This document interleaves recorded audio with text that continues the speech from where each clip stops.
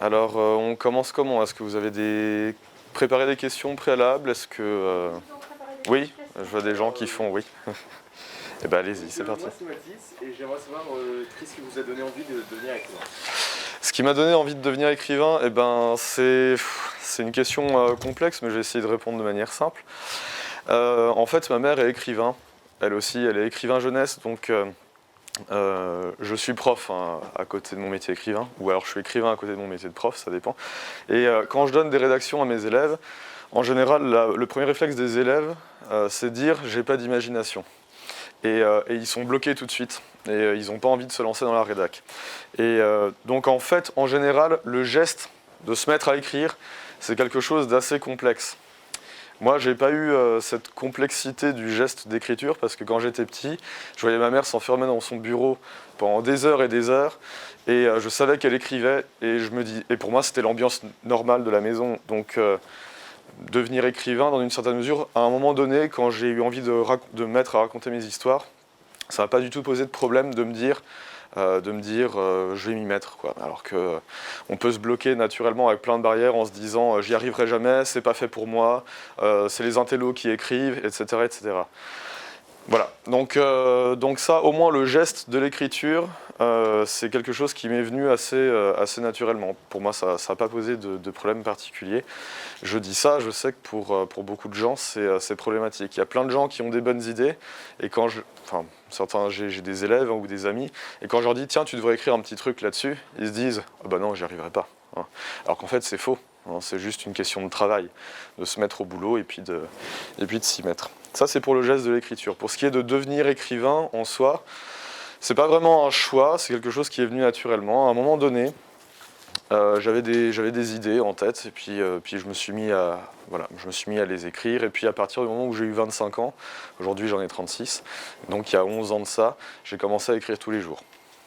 Voilà. Arthur. Bonjour Arthur. Donc, là, vous venez de nous dire que vous écrivez tous les jours. Oui. Donc vous écrivez plutôt à la main ou à l'ordinateur? À l'ordinateur tout le temps. Tout le temps. Et j'écris à la main uniquement quand je n'ai rien d'autre, quand j'ai pas mon PC sous la main et quand je suis forcé de le faire. Voilà, j'écris mal. On m'a proposé tout à l'heure un stylo, un feutre pour écrire au tableau. Je vais pas vous infliger mon écriture à la main, hein, ça sert à rien. Mais j'écris toujours à l'ordinateur.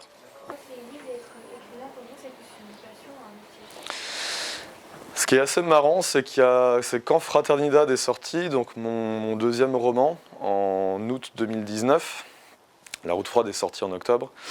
Quand Fraternidad est sorti, je suis allé à une soirée où des copains m'ont dit « ah c'est cool, ton bouquin est sorti, etc. » Et puis il y en a un qui m'a dit « c'est quand même un chouette hobby ». Et là je me suis dit « un hobby ». J'ai passé 1000 heures d'écriture sur Fraternidad, j'en avais passé 1000 sur Colorado Train.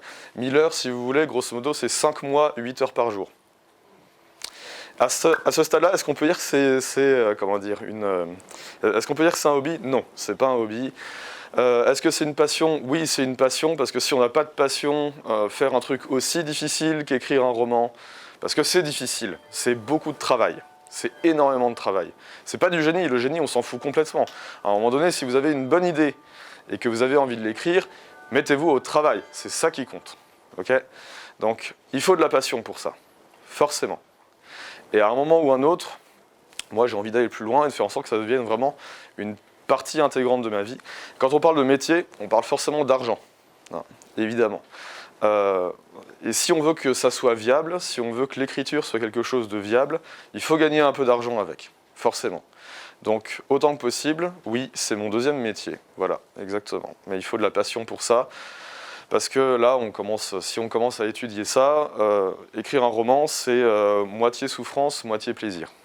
Je vais dire moitié plaisir, moitié souffrance, parce que le début du roman, c'est toujours passionnant de s'y mettre dedans, c'est toujours enthousiasmant. On commence quelque chose, on a des super idées, ça déboule tout seul, et puis arrive un moment où forcément on est bloqué. Je ne sais pas si certains d'entre vous ont écrit, quand ils avaient 8-9 ans, ont commencé à écrire un roman. Il y en a ici ou pas? Oui? C'est tout? Non, parce que tous les gamins font ça à un moment donné. Ah, je vais écrire une histoire, je vais écrire un roman, je vais écrire un bouquin, etc. Puis au bout de 3 pages, j'ai plus d'idées, je bloque. Voilà. Pour les écrivains, c'est pareil. Hein. Au bout d'un roman, on n'a plus d'idées, on bloque. On ne sait pas comment décoincer les situations. Et puis quand on arrive enfin à la fin du premier jet, il faut retravailler une fois, puis retravailler 2 fois. Et le retravail, ça, c'est vraiment prise de tête. Voilà, parce qu'on... tous vos profs vous disent relisez vos copies, on est bien d'accord? Oui. Est-ce que vous le faites? Non. Pourquoi vous ne relisez pas vos copies? Vous ne relisez pas vos copies parce que vous avez déjà passé 3 heures à écrire votre copie, donc votre copie, vous la connaissez. Pourquoi vous la reliriez? Ouais, pourquoi? Eh bien, tout simplement pour l'améliorer. Sauf que ça prend du temps, on n'a pas envie, etc. etc. Ben, les bouquins, c'est exactement la même chose. Sauf que si on veut que le bouquin arrive au bout, il faut relire. Et il faut retravailler. Voilà. Et ça prend beaucoup de temps. Et ça, c'est la souffrance.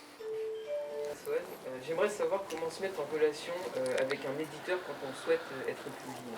Eh ben, c'est très facile, tu envoies ton manuscrit, voilà, et tu attends la lettre de refus qui ne devrait pas tarder à arriver. Tout simplement. Pour te donner une idée, alors au début, moi, mon premier manuscrit, je l'ai déposé à 27 ans, et je ne l'ai pas envoyé, je l'ai déposé, parce que je voulais écrire pour la littérature générale à ce moment-là, et je veux toujours écrire pour la littérature générale, j'ai des projets en train, mais c'est un bouquin, je vais vous faire le pitch rapidement, vous allez voir c'est invendable et impubliable, mais bon. Je ne sais pas s'il y en a qui font du latin ou qui ont fait du latin ici. Vous avez peut-être un bouquin qui s'appelle Les 12 Césars de Suétone, ça vous dit peut-être quelque chose. Moi, pendant un été, j'ai lu les 12 Césars de Suétone parce que je voulais lire la vie des 12 Césars. Voilà, ça vous fascine pas hein, d'entrée de jeu. Et ben vous allez voir, ça va être encore moins fascinant. J'ai écrit la vie du 13e César. Voilà, ça s'appelait Tredecimus et Tredecimus. Et voilà, ça faisait 120 pages, quelque chose comme ça. J'étais déjà très content d'avoir atteint 120 pages. Parce que c'est pas si facile que ça à atteindre. Et ensuite de quoi, j'ai pris le manuscrit et j'ai déposé chez une dizaine d'éditeurs dans les 5e et 6e arrondissements de Paris, là où ils sont à peu près tous réunis. Donc j'y suis allé à la main, comme ça, hop, je déposais les enveloppes. Et là, je me suis aperçu d'un truc, ça c'est pour l'anecdote, c'est que l'édition en France, c'est un milieu extrêmement artisanal. C'est-à-dire qu'en fait, je ne sais pas si vous connaissez les éditions de Minuit, c'est eux qui ont publié à peu près tout ce qui se faisait comme excellents écrivains après la Seconde Guerre mondiale. Les éditions de Minuit, c'est coincé entre un kebab et un chinois, une porte sans étiquette, sans rien, sans sonnette. On frappe. Le mec qui m'a ouvert, il avait son stylo sur l'oreille, la clope sur l'autre. Un tas de manuscrits sous les bras. Derrière lui, il y avait des étagères en bois, genre Ikea, qui croulaient sous les manuscrits, les papiers qui volaient de partout. Et c'était les éditions de Minuit. Et je me suis dit, et les autres éditeurs, c'était à peu près pareil. Je me suis dit, waouh, c'est quand même des éditeurs mythiques. Ça devrait ressembler à quelque chose d'un peu américain, vous voyez, mais en fait, pas du tout. Ça ressemblait vraiment à juste des étagères en bois qui croulaient sous les tas de papiers. Donc j'ai déposé mon manuscrit comme ça. Et puis j'ai croisé les doigts en me disant je vais peut-être avoir une lettre. Oui, j'ai eu des lettres, ouais, j'ai eu 10 lettres de refus pour ce manuscrit-là. Et j'ai fait comme ce qu'explique Stephen King dans son autobiographie, écriture, mémoire d'un métier. Ces lettres-là, en fait, je les ai épinglées quelque part juste pour montrer qu'un éditeur m'avait écrit et avait considéré que mon manuscrit ne valait rien, pour le coup. Voilà. Donc, en fait, c'est très facile d'aller voir un éditeur. Par contre, obtenir une réponse positive, c'est quelque chose de beaucoup plus compliqué. Je vais vous raconter rapidement l'histoire de l'édition de Colorado Trend, mon premier bouquin qui est sorti en 2017. Je l'avais envoyé par mail chez Sarbacane, qui était un des 2 éditeurs jeunesse que j'avais repérés et dont la ligne éditoriale me semblait correspondre à ce que j'avais écrit. Parce que des fois, vous pouvez envoyer un manuscrit à un éditeur, ça ne rentre pas dans son catalogue, dans sa ligne éditoriale, dans ses collections, donc il n'en voudra pas, c'est clair et net. Gâchez pas du papier, des enveloppes et des timbres pour rien, si jamais vous faites ça. Bon, il faut étudier un peu la ligne éditoriale de chez qui on envoie. Et Sarbacane m'avait répondu, Thibaut Bérard, donc mon éditeur chez Sarbacane, m'avait répondu en septembre 2015 un message en me disant le style est intéressant, ça m'intéresse vraiment, par contre l'histoire en elle-même, elle n'est pas publiable. Je me suis dit, comment, pas publiable, mon histoire est très bien, bon, voilà. Mais à un moment donné, il faut aussi accepter la critique si on veut avancer. Et donc, déjà, j'étais super content que quelqu'un me dise quelque chose de positif sur mon manuscrit. Le style est très bien, ça c'est chouette d'entendre ça, hein, évidemment. Et quand on vous dit, pour l'instant, l'histoire n'est pas publiable, ça veut dire qu'avec un peu de boulot en plus, j'ai mis 2 ans à retravailler Colorado Trend, un peu de boulot en plus, on pourrait arriver à quelque chose de publiable. En fait, il me donnait de l'espoir. Et l'espoir, c'est super utile quand vous écrivez, parce que quand vous écrivez, vous êtes tout seul. Vous êtes dans le désert. Vous n'avez pas d'horizon. Vous ne savez pas si votre manuscrit va être publié ou pas. Vous ne savez pas si quelqu'un le lira. Vous ne savez même pas si les gens autour de vous auront envie de le lire. Qui est-ce qui lit aujourd'hui? Plus personne. Bon. Il y a des gens qui lisent, évidemment. Hein. Mais voilà, pour trouver un bon lecteur fiable autour de soi, c'est pas quelque chose de facile. Donc, vous êtes tout seul. Et là, il y avait un mec qui me disait, t'es pas tout seul, et il y a un dialogue de possible. Donc, je lui ai réécrit en disant, bonjour maître, je suis très content d'avoir eu votre réponse. Et comment est-ce qu'il faudrait que je retravaille Colorado Shrine? Et à ce moment-là a commencé une relation épistolaire, enfin par mail, hein, où Thibaut Bérard me donnait des indications. Moi, je lui envoyais des fois 50 pages de ce que j'avais écrit, il me donnait son avis, etc. etc. C'était un lent travail de couture, en fait, et qui a fini par aboutir sur la version finale de Colorado Shrine. Mais comment dire, un éditeur qui fait ça, c'est-à-dire qui vous donne un espoir, qui vous dit oui, mais c'est rarissime. C'est vraiment rarissime. Donc j'ai eu de la chance de tomber sur lui. C'est lui qui m'a mis le pied à l'étrier dans l'écriture, hein. Mais c'est très rare. Et je me souviens que j'avais montré mon manuscrit à mon ancien prof de Cagne avec qui j'étais devenu ami à force, au fur et à mesure des années.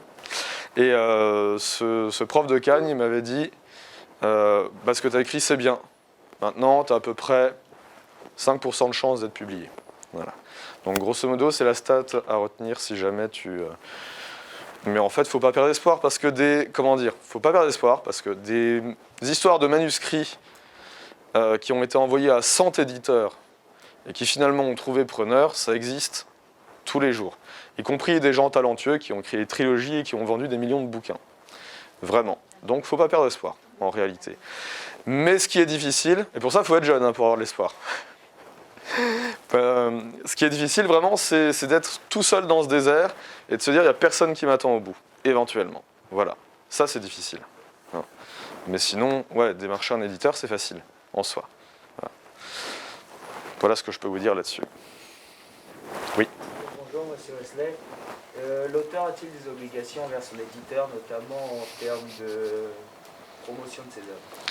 Alors, l'auteur, quand il donne son manuscrit à l'éditeur et qu'un contrat est signé, il a pour obligation de fournir la version finale de son manuscrit.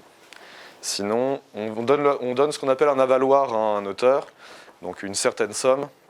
Et si vous n'avez pas fini votre manuscrit dans les temps, parce qu'il y a un délai qui est indiqué sur le contrat, si vous n'avez pas fini votre manuscrit dans les temps, vous devez rendre le fric. Voilà. Donc on a l'obligation de terminer son manuscrit quand le contrat a été signé. Ça, c'est la première chose. Pour ce qui est de la promotion des œuvres, il y a 2 systèmes en France qui existent. Vous avez les éditeurs classiques, chez qui je publie, et vous avez ce qu'on appelle l'auto-édition. L'auto-édition, c'est du grand banditisme organisé. C'est-à-dire qu'en gros, vous payez pour être édité. Ils vous demandent 2 000 € pour que vous puissiez être imprimé. Et une fois que vous êtes imprimé, ils vous font racheter vos bouquins. Et une fois que vous avez racheté vos bouquins, c'est vous qui les distribuez en librairie. Donc dans ce cas-là, la promotion, elle repose à 100% sur les épaules de l'auteur. Ok ? Voilà. Je sors vite de ce sujet-là parce que l'auto-édition, enfin vraiment, si jamais un jour vous écrivez et que vous voulez être édité, ne faites jamais ça. Vous allez perdre de l'argent, vous allez avoir de faux espoirs, et ça peut être relativement destructeur à la fin. Mais chez un éditeur classique, par contre, vous avez affaire à toute une branche marketing qui prendra en charge la distribution de votre ouvrage et la promotion de votre ouvrage. En fait, le circuit du livre en France, il est relativement complexe. Vous avez l'auteur qui donne son manuscrit à l'éditeur l'envoie à l'imprimeur, qui lui renvoie les exemplaires, et une fois que c'est fait, vous avez ce qu'on appelle les représentants de l'éditeur, qui font une table ronde, qui étudient le catalogue de l'éditeur, et puis ces représentants-là, ils vont de librairie en librairie, ce sont les VRP de l'édition, hein, ils vont de librairie en librairie, essayer de vendre tant d'exemplaires des bouquins. Voilà. Et après, le libraire prend ou pas. Voilà comment ça se passe. Mais donc, c'est l'éditeur qui, logiquement, prend en charge la promotion de l'ouvrage. Par exemple, quand Fraternidad est sorti en 2019, ils ont consacré 800 exemplaires qui avaient été imprimés à ce qu'on appelle le service de presse. Le service de presse, c'est quand vous envoyez des bouquins gratuitement à des journalistes, à des blogueurs, à des influenceurs, etc., etc., pour que votre bouquin soit lu 3 mois avant la parution, et pour que ces gens-là écrivent des critiques un petit peu partout, et sur Internet majoritairement, pour dire ce bouquin est génial, achetez-le. Voilà, ça c'est de la promotion, c'est la pré-promotion, hein, si je puis dire, et c'est ce qu'on appelle le service de presse. Pour Fraternidad, par exemple, ils avaient utilisé 800 exemplaires pour le service de presse. C'est-à-dire qu'il y a 800 personnes qui avaient reçu mon bouquin pour lecture préalable. Et 800, c'est beaucoup, c'est vraiment beaucoup. Voilà, ça répond à ta question ? Bien. Autre chose ? Oui. Est-ce que ça vous arrive des fois de ne pas avoir d'inspiration ? Oui, ça m'arrive des fois de ne pas avoir d'inspiration. Après, j'étais hier à Colombes en médiathèque aussi pour parler de bouquins. On me demandait si j'avais l'angoisse de la page blanche. Oui, j'ai l'angoisse de la page blanche, mais j'ai 15 projets derrière moi pour essayer de contrer cette angoisse. C'est-à-dire que j'essaie toujours d'avoir... en ce moment, je travaille sur 3 ou 4 projets en même temps, par exemple. Tu vois ? Donc si jamais à un moment donné, j'ai plus d'idées pour un des projets, je bascule sur l'autre. Voilà comment je fonctionne. Mais évidemment, si un jour je travaille sur tel bouquin, je vous disais tout à l'heure, on peut être bloqué dans une situation et puis essayer de la dénouer. Évidemment, ça m'arrive. Ce sont des choses qui arrivent. Vous savez comment on construit une histoire, c'est une mécanique assez subtile, faite de péripéties, et puis on arrive jusqu'à la fin. Mais des fois, les péripéties, elles sont mal fichues, et des fois, vos personnages sont bloqués dans une situation, et on se dit comment je vais faire pour les débloquer de là. Et c'est un processus vraiment bizarre, parce que les personnages, au fur et à mesure, quand vous écrivez votre texte, les personnages commencent à avoir leur vie propre. Ça paraît complètement délirant comme ça, et moi, avant, quand j'entendais les auteurs qui parlaient de ça, je me disais, ouais, bon, c'est pas, les personnages n'ont pas leur vie propre, c'est eux qui les ont inventés. Mais je vous garantis que c'est vrai. Les personnages ont leur vie propre. Et des fois, quand j'écris des dialogues, c'est comme si les deux clampins étaient en train de parler entre eux, et que moi, j'étais juste en train de guider vaguement la conversation. Les mots sortent tout seuls à ce moment-là. C'est de la semi-écriture automatique. Et c'est assez bizarre comme phénomène. En tout cas, chez moi, ça fonctionne comme ça. Mais des fois, donc, vous pouvez être bloqué à telle situation. Et vous pouvez mettre en place des moyens artificiels pour débloquer la situation. Vous dire, je vais leur faire dire ci ou ça. Et en fait, vous apercevez que ce n'est pas la bonne solution. Et dans ce cas-là, qu'est-ce qu'il faut faire ? Il faut attendre. Il faut attendre que ça vienne. Et pour attendre que ça vienne, il faut arrêter d'écrire. Et moi, en général, je débloque des situations quand je suis en train de tondre ma pelouse ou de conduire en rentrant du collège, par exemple, là où je travaille. Voilà. Donc, c'est-à-dire que je fais des choses purement mécaniques, qui ne me demandent aucune réflexion particulière. Et à ce moment-là, mon cerveau qui travaille en tâche de fond, clac, c'est comme la bille du loto, sort la bonne solution. À un moment où je ne l'attendais pas. C'est vraiment bizarre. Et ça fonctionne comme ça. Enfin, chez moi en tout cas. Voilà. D'accord. Oui. Alors, vous nous avez dit que vous avez commencé à écrire à 25 ans. Est-ce que vous auriez pu vivre de votre métier d'écrivain sans être professeur à côté ? Oui, je pourrais, mais ça me demanderait... j'ai 36 ans, je suis vieux, j'ai un confort de vie, je gagne une certaine somme avec mon métier de professeur qui me fait manger et correctement. Ça veut dire qu'à ce stade-là de ma vie, j'ai deux enfants en bas âge, c'est pas rien. À ce stade-là de ma vie, en fait, si je décidais vraiment de devenir écrivain à plein temps, il me faudrait un certain courage que je n'ai pas pour l'instant. Voilà. Pourquoi ? Parce que quand on est écrivain à plein temps, comment vous dire ? Là, si je le faisais actuellement, en fait, je dégagerais globalement un SMIC par mois. Ce qui est pas mal. Plein de gens gagnent le SMIC et puis on s'en tire. Hein. Ce qui est déjà pas mal. Mais pour vivre confortablement, il faut plus, évidemment. Et pour l'instant, moi, je ne suis pas prêt à faire cet effort-là. Et il y a une autre problématique en jeu, qui est que je suis prof au collège, ça vous le savez, j'écris à côté. Bon, si je quittais complètement mon métier de prof, j'aurais l'impression de sortir du réel. Vous imaginez, vous, être confiné 8 heures par jour devant votre PC à écrire des histoires imaginaires, sans voir personne, sans parler à personne, avec juste vos personnages de papier en face de vous? Moi, franchement, je ne l'imagine pas. J'arrive pas à imaginer ça comme ça. Donc j'ai besoin du réel, du contact avec mes collègues, avec les élèves tous les jours, autant que possible, pour me sentir un peu plus vivant. Hein. Voilà. Et c'est important d'avoir des soupapes dans la vie. Et des fois, quand dans l'écriture ça ne fonctionne pas, je suis content de voir que ça fonctionne au collège. Et des fois, quand au collège c'est plus problématique, je suis content de voir que j'ai l'écriture pour rebalancer la pression vers autre chose. Hein. Voilà. Donc pour moi, il n'est pas question, en fait, à moyen terme, de passer écrivain à plein temps. Ça pourrait sembler un rêve, mais pour moi, c'est plutôt un piège, en réalité. Hein.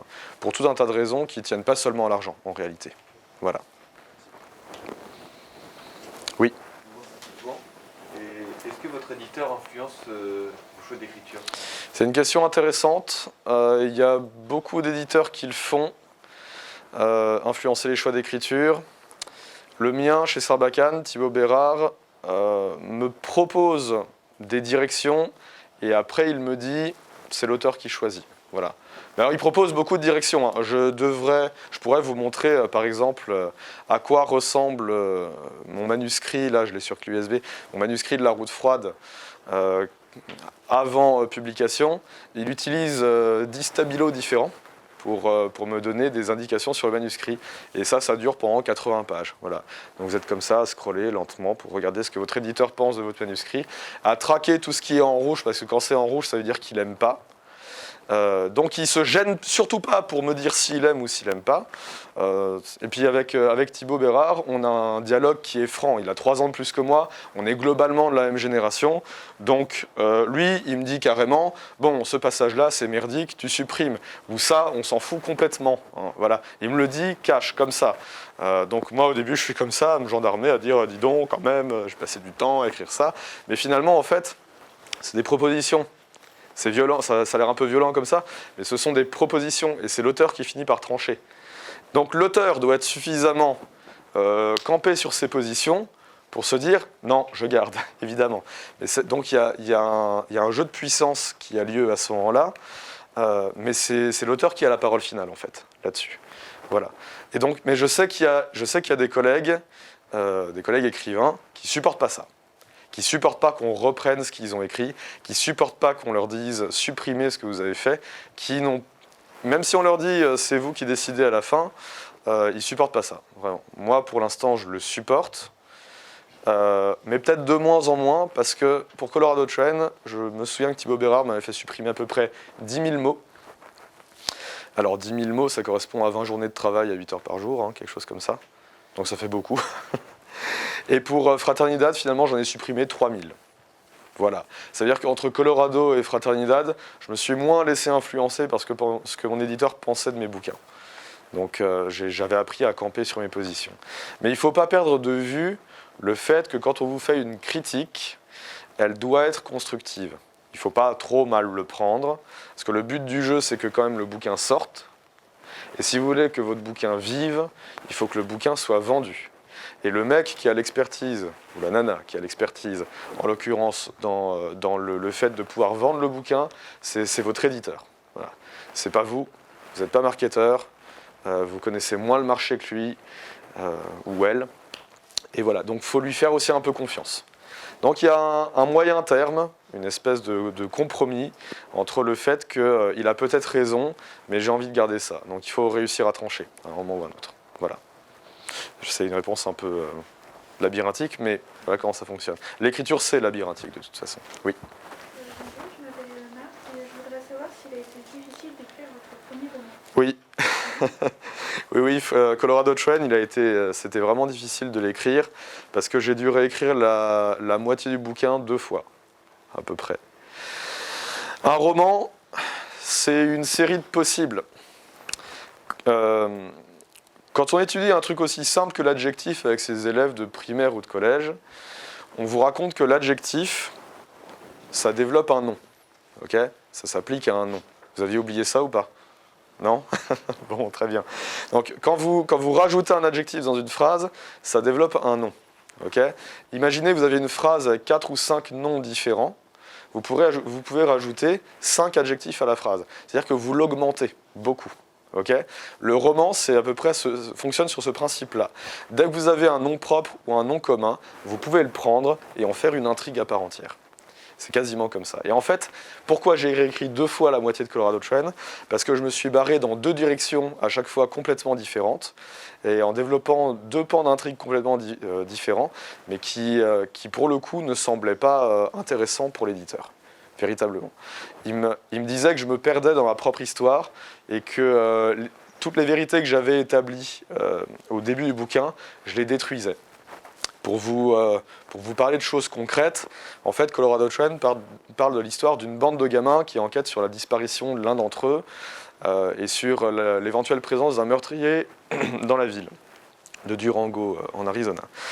Et donc ces 5 gamins ont des vies pas forcément faciles, comme vous et moi, ils sont confrontés aux vicissitudes de la vie. Il y a la petite Suzy, son père est policier, mais il est alcoolique parce qu'il a eu trop d'affaires violentes à gérer, et l'alcool c'est son refuge. Michael, qui est l'un des héros aussi, son père est parti parce que c'est un criminel.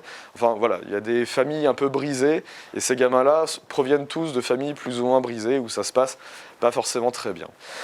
Bon, alors déjà, les adultes ne sont pas en bonne posture dans cette histoire-là, hein, parce qu'ils sont défaillants. Et les gamins, donc, se rassemblent, forment une bande de potes, et c'est notre bulle d'espoir, en fait, notre bulle de lumière, dans cette espèce d'ambiance relativement sombre.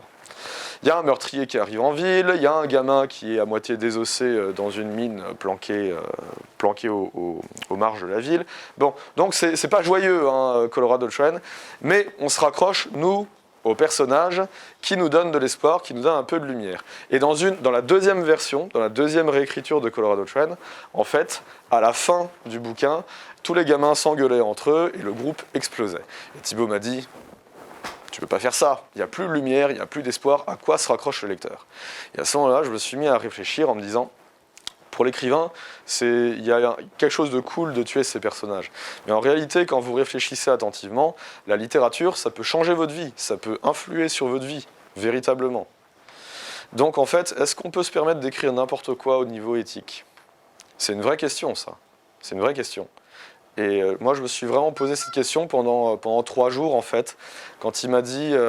C'était un moment particulier parce qu'on a eu un coup de fil bizarre, où il m'a dit « Écoute, c'est la 3e fois que tu me fournis un manuscrit final, et pour la 3e fois, je pense que c'est pas encore ça. Donc si tu veux, je vais te donner des noms d'autres éditeurs qui, eux, prendront ton bouquin, j'en suis quasi sûr, mais je pense que ça va pas le faire. » Et là, moi, j'ai eu une montée d'adrénaline et je lui ai dit, écoute Thibaut, ça fait 2 ans qu'on travaille ensemble. En fait, moi, j'ai envie de le faire avec toi, pas avec un autre éditeur, donc je vais retravailler ça. Et donc, pendant 3 jours, on a raccroché. Et lui, il m'a dit que c'était la première fois qu'un auteur lui disait ça, ou un auteur avait plus d'espoir que l'éditeur, que le bouquin se finirait. Mais moi, j'étais à la fin d'un long processus d'écriture, et j'avais vraiment envie qu'il sorte, ce bouquin-là. Donc je me suis dit, il faut que je me pose les bonnes questions pour vraiment le retravailler dans la bonne direction. Et donc, pendant 3 jours, j'ai mouliné cette idée de est-ce qu'on peut écrire n'importe quoi en littérature, est-ce qu'on peut tuer tous ces personnages, est-ce qu'on peut systématiquement montrer un monde très noir au lecteur. Est-ce que vous avez tout le temps envie de lire des histoires de meurtres, d'assassinats, etc. Peut-être oui, mais pas forcément. Des fois, on est en pleine crise du Covid, hein, évidemment, mais donc le monde qui nous entoure n'est pas joyeux, hein, on peut pas dire ça. Et des fois, on a besoin de bulles de protection ou de bulles de relaxation. Et la littérature ou les films, ça peut jouer ce rôle-là. Véritablement. Et des fois, quand on prend un bouquin, on a envie de passer un bon moment. Pas de voir tout le monde s'auto-détruire ou s'entre-détruire. Et c'est ce que je faisais dans Colorado Train. Donc au bout d'un moment, j'ai compris ce qu'il m'avait dit, j'ai réécrit les 30 premières pages que je lui ai envoyées le lundi d'après. Il m'a téléphoné dans les 5 minutes qui ont suivi en disant « Écoute, t'es sur la bonne voie, vas-y, on y va. » Voilà. Voilà comment ça s'est passé. Est-ce que j'ai répondu à tes questions? Oui. Oui. J'aimerais savoir pourquoi vous privilégiez les ambiances sombres dans vos romans. Parce que... pourquoi je privilégie les ambiances sombres dans mes romans? En tant que lecteur, moi j'ai une propension à chercher des bouquins qui vont me faire cogiter, qui vont me faire réfléchir, et pas des bouquins uniquement légers, en fait. Des bouquins qui vont me faire réfléchir sur la vie. Donc j'ai un côté un peu grave, un peu sérieux quand je lis des bouquins. Je cherche la distraction, mais je cherche aussi un peu de réflexion, pour le coup. Or, les bouquins qui vous font réfléchir sont rarement pleinement joyeux. Je vous prends l'exemple d'un bouquin que j'ai lu il n'y a pas très longtemps, qui s'appelle « Auprès de toi toujours » de Kazuo Ishiguro. Ishiguro, c'est un japonais qui vit en Angleterre et qui est prix Nobel de littérature. Je vous conseille absolument ce bouquin, il est splendide, vraiment splendide. Il est d'une facilité déconcertante à lire. Comment dire, Ishiguro ne fait pas partie de ces gens qui considèrent qu'il faut écrire avec un style compliqué pour vous dire des choses compliquées. Il écrit de manière très simple. Par contre, le sujet qu'il aborde est sans fond, véritablement. Ça parle d'une histoire d'une bande de gamins élevés dans un pensionnat en Angleterre et qui, en réalité, on s'aperçoit au fur et à mesure du bouquin, qui en réalité sont destinés à être des sortes de clones, de porteurs d'organes, uniquement pour les gens qui ont besoin d'organes. Voilà, donc ce sont des usines à organes vivantes. C'est horrible, hein. Et c'est relativement sombre. Mais le bouquin est écrit de manière très tranquille, pour le coup. Voilà, donc on peut écrire des choses sombres en ayant l'air gentil, en tout cas. Mais moi, voilà, je cherche toujours des bouquins qui font un peu réfléchir. Et en général, ce sont des bouquins avec des ambiances plutôt sombres ou inquiétantes. Voilà. Au-delà de ça, j'ai une propension, depuis que je suis tout petit... Enfin, quand j'étais petit, je faisais beaucoup de cauchemars, en fait. J'étais un gamin très sensible de ce côté-là. Dès qu'il y avait la moindre trace de violence, en fait, je faisais des cauchemars pendant des semaines. Je plaisante pas. C'était vraiment comme ça. Et au bout d'un moment, quand j'avais 8-9 ans, en fait, qu'est-ce que j'ai fait ? Eh ben, j'ai essayé de me confronter assez régulièrement à des bandes dessinées un peu violentes, ou des choses comme ça, ou des bouquins un peu violents.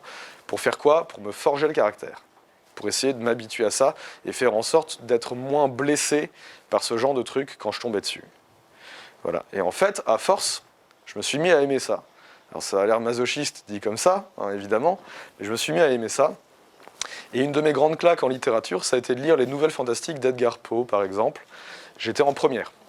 À ce moment-là, je suis tombé dessus, et je me suis dit, mais j'ai jamais lu de bouquin comme ça, et c'est vraiment génial. Et puis après, j'ai enchaîné avec Stephen King, et je me suis dit que c'était quand même super. Voilà.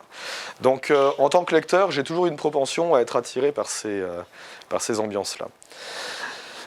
Mais j'essaie de me soigner, hein. Le bouquin que j'écris pour Sarbacane en ce moment, La course dans les nuages, qui sort au printemps prochain, c'est un bouquin qui n'aborde pas la veine fantastique, n'aborde pas non plus l'aspect thriller, que je vais supprimer du premier jet, et qui essaie d'être un peu plus cool avec le lecteur, de ce côté-là. Voilà. Donc je suis spontanément attiré par ça, donc en tant qu'écrivain, je suis spontanément attiré par l'idée de faire peur aussi à mes lecteurs. Je ne sais pas si je réussis, hein, voilà, il paraît que si, mais tout le monde a sa sensibilité vis-à-vis de ça. En plus de ça, c'est un challenge d'écriture, la peur. Il y a 3 choses qui sont très compliquées à faire quand vous écrivez, c'est faire rire, d'écrire de la musique. Voilà, essayer d'écrire de la musique de donner l'impression d'un concert, par exemple, à vos lecteurs, franchement, bon courage, vraiment. Et faire peur, voilà. Faire rire, d'écrire de la musique, faire peur, pour moi, ce sont les 3 choses les plus difficiles à faire en littérature. Donc c'est un challenge, et il paraît que j'arrive à faire peur aux gens, donc c'est bien, voilà, j'ai relevé le challenge, il y a quelque chose de valorisant aussi pour ça. Voilà, ça répond à ta question ? Ok. Oui.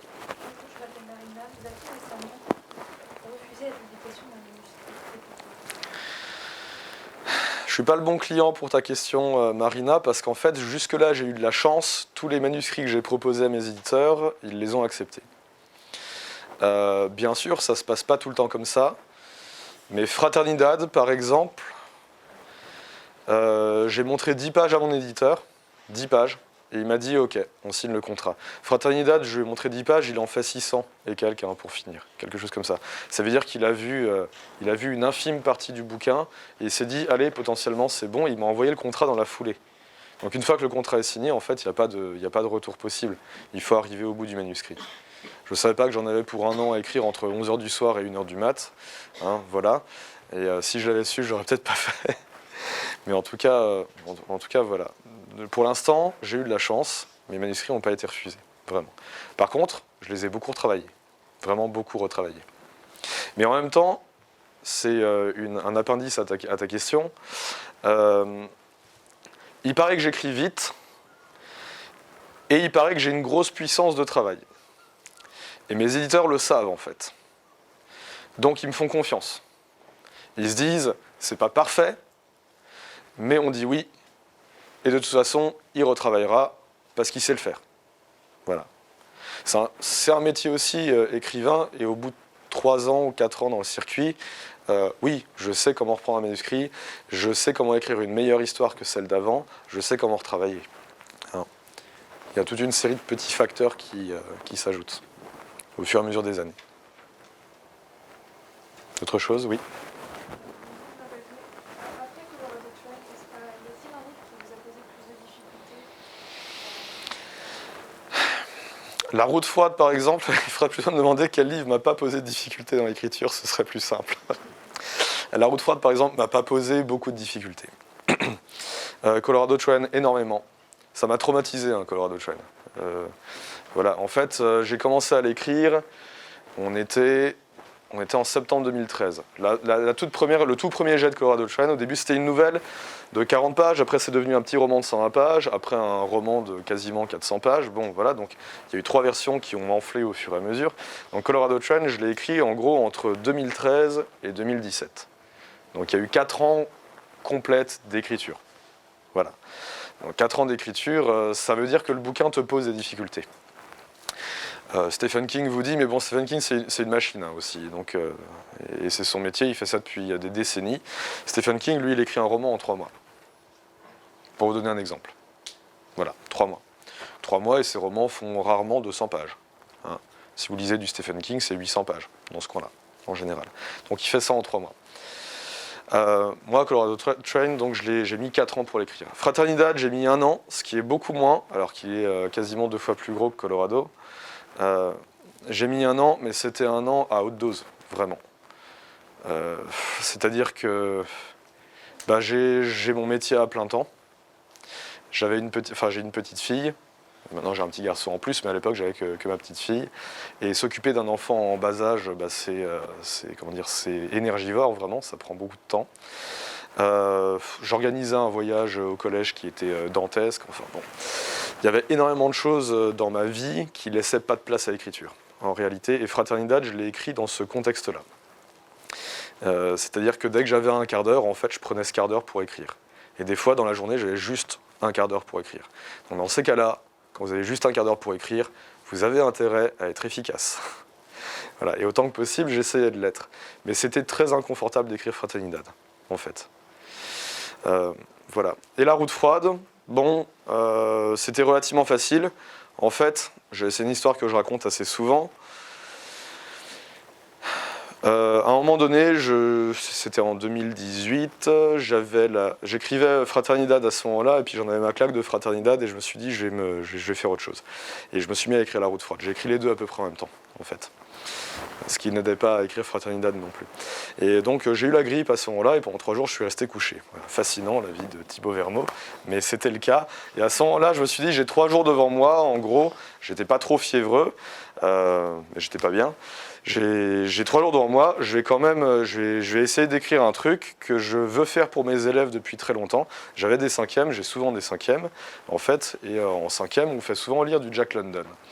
Et moi, je voulais leur faire lire une nouvelle que j'adorais, qui s'appelle Construire un feu. Et Construire un feu, la seule traduction que je trouvais à disposition pour mes élèves de 5e, c'était une traduction qui datait d'il y a plus de 100 ans. Il faut savoir qu'une traduction, pour qu'elle soit lisible par les gens de son époque, à peu près, il faut la rafraîchir tous les 40 ans à peu près. Donc vous voyez, 110 ans, c'est quasiment 3 fois trop de temps écoulé pour la traduction. Et en fait, j'avais commencé à faire lire Construire un feu à mes élèves avec la traduction de 1902 ou 1903, et ils ne comprenaient rien en fait. Voilà. Compliqué dans ces cas-là de travailler sur Construire un feu s'ils ne comprennent pas ce qu'ils sont en train de lire. Donc je me suis dit, je vais reprendre la nouvelle de London et je vais la retraduire. Et j'ai commencé à retraduire Construire un feu. Ça roulait bien. La langue de London, si vous faites un peu d'anglais, est relativement simple à comprendre. Ça filait tout seul. Bon. Et à un moment donné, c'était à cause de la grippe ou je ne sais pas, mais il y a eu un processus bizarre qui s'est enclenché, qui est que j'ai eu envie de rajouter des trucs dans le texte de London. Donc j'ai modifié le texte de London. Et quand j'ai fini la traduction, en fait, il y avait un tiers de texte en plus. Et ça racontait une autre histoire. Et à ce moment-là, je me suis dit, je vais faire une blague à mon éditeur, je vais lui envoyer en disant, tiens, j'ai écrit ça en 3 jours, qu'est-ce que t'en penses? Et il m'a dit, on publie. Et là, je me suis dit, oula, il va falloir faire un truc, c'est modifier tous les trucs qui ont un lien avec Construire un feu de Jack London, sinon les gens vont hurler au plagiat, et ça aurait été le cas. Donc en fait, tout mon travail pour La Route Froide a été de faire en sorte que La Route Froide ne soit plus un plagiat de Jack London, mais une œuvre vraiment individuelle. Ça a été le travail le plus compliqué, mais il y avait l'assistante d'édition de Thibaut Bérard, Julia Thévenot, qui a fait tout le taf à ma place, qui a lu la nouvelle de London, mon bouquin, et qui a pointé ce qui ressemblait trop, et qui m'a dit, voilà, modifie ça. Donc elle m'a mâché le travail, vraiment. Donc de ce côté-là, j'avais juste à me poser devant mon PC, et puis à réécrire les passages en question. Et ça n'a pas pris trop de temps, pour le coup. Voilà. Sinon, il n'y a pas longtemps chez Casterman, enfin là en avril, est sorti un petit bouquin d'horreur destiné à une collection pour les 10-12 ans, qui s'appelle Le Camping de la Mort. C'est pas mon titre le plus original, mais voilà. Et en fait, j'avais écrit le texte pareil en 10 jours, et j'avais donné à mon éditrice en me disant « Ah, elle va l'accepter ». Et en fait, non, ça n'a pas été si facile que ça. Elle l'a pas accepté tout de suite. Elle a dit il y a beaucoup de choses qui me gênent dans ton texte. Voilà, il faudrait reprendre, etc., etc. Et donc, quand tu crois que quelque chose va être facile, mais qu'on te dit non, en fait, c'est pas le cas, tu redescends, tu te poses plein de questions, tu as plein de doutes. Tu te dis pourtant j'ai du métier dans l'écriture et on me dit que c'est pas bon, pourquoi, etc. Et voilà. Donc en fait, il faut toujours se remettre en question. C'est ça qui est fatigant en fait quand tu écris. Il faut toujours se remettre en question, véritablement. Et là pour le coup, c'était un petit texte, 100 pages, maxi, vraiment, Le Camping de la Mort. Et en fait, il fallait quand même le retravailler en profondeur. Voilà. Et ça, c'est fatigant. Voilà. Je crois que La Route Froide, ça a été le texte le plus facile à écrire, en réalité. Même s'il y a eu pas mal de travail derrière. Mais en gros, grosso modo, j'ai mis 3 mois à l'écrire, La Route Froide. Retravail compris. Voilà. D'autres questions? Oui. Et du coup, au final, vos élèves, ils ont lu la nouvelle de Jack London ou est-ce que vous avez... Non. Non, du coup, non, parce que j'aurais pas donné la nouvelle que j'avais modifiée. C'était plus Jack London. Et quant à La Route Froide, autant que possible, je fais pas d'autopromotion avec mes élèves. Voilà. Par contre, ils savent que j'écris. Ça, c'est différent. Ils le savent parce que je fais des dédicaces à la librairie locale où je travaille, donc ils sont au courant, en fait. Et ils viennent me demander régulièrement comment va l'écriture, etc., etc. Donc, voilà. Mais je ne fais pas d'autopromotion. Mais j'ai des collègues qui ont prévu de l'acheter, La Route Froide, pour le faire lire à leurs élèves. Tant mieux, hein, écoute. Bien. D'autres questions? Oui, toujours moi. Ouais. Est-ce que ça vous arrive de vous inspirer de la réalité, de faits Il y a 2 choses compliquées quand vous faites une rédaction, c'est vous dire j'ai pas d'imagination et puis commencer à écrire. Et en général, les élèves disent très souvent moi l'imagination j'en ai pas. C'est totalement faux, tout le monde a de l'imagination.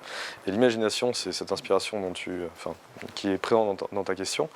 L'imagination c'est la chose suivante, c'est un medley de tout ce que vous connaissez, c'est-à-dire tout ce que vous avez lu, tout ce que vous avez vu comme film, comme série, tout ce que vous avez lu comme manga, comme bande dessinée, tout ce que vous vivez. Tout ce que vous voyez. Ça, c'est l'inspiration.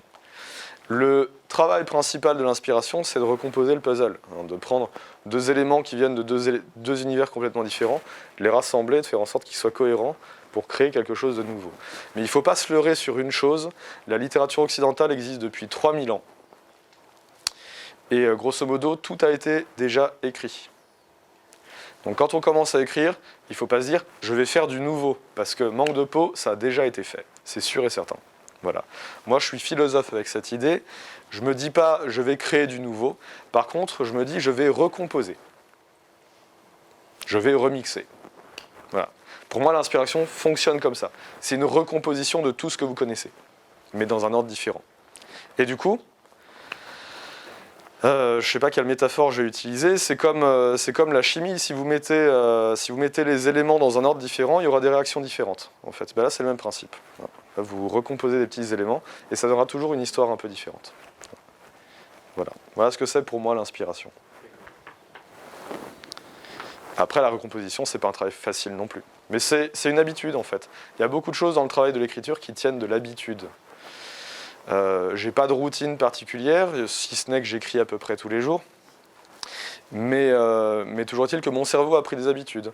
Je sais que maintenant, il ne faut plus forcer le destin et puis essayer de trouver des idées artificielles pour sortir d'une situation qui ne fonctionne pas dans un roman. Je sais qu'il faut attendre, voilà. Et maintenant, j'attends beaucoup moins longtemps qu'avant. Et des fois, ça m'arrivait d'avoir les idées géniales en me réveillant à 4h du mat après avoir fait un rêve. C'est véridique, hein, ça m'est déjà arrivé. Voilà. Mais bon, maintenant, ça fonctionne de manière plus efficace parce que mon cerveau est habitué à fonctionner comme ça. Donc c'est une question d'habitude, surtout. Vraiment. Mais c'est comme tout, il faut s'y mettre et c'est ça le plus dur. Oui.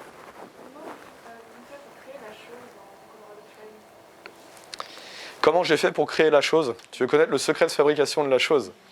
Eh bien en fait, ça dépend intrinsèquement de comment j'ai commencé à écrire le bouquin, parce que c'était en 2013 et on était dans l'Arizona à ce moment-là. J'étais dans l'Arizona et dans une sorte de bed and breakfast.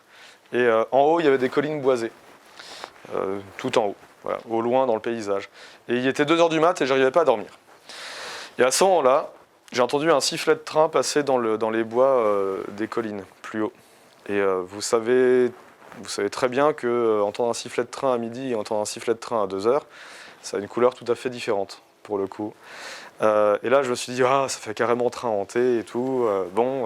Et ça m'a donné une idée, en fait. Je me suis dit, imagine, il y a un psychopathe qui est dans le train, la chose, et qui descend en ville. Qu'est-ce qui se passerait à ce moment-là? J'ai pris mon téléphone portable qui était sur la table de nuit à ce moment-là, et j'ai commencé à prendre des notes et à écrire le prologue. Et donc, le prologue, c'est la chose qui parle, hein, effectivement. C'est ce tueur complètement fou.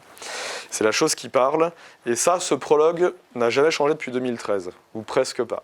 Pour le coup. J'ai rajouté des petites choses, mais le cœur du prologue n'a pas changé. Donc la chose, elle est venue quasiment en même temps que la sensation qui a débouché sur le bouquin. Tu vois, c'est carrément du hasard en fait. C'est carrément de la coïncidence. Il faut être à tel endroit sur le globe et entendre tel truc à telle heure pour que l'idée vienne. Mais mon cerveau a recraché cette idée-là. Et voilà.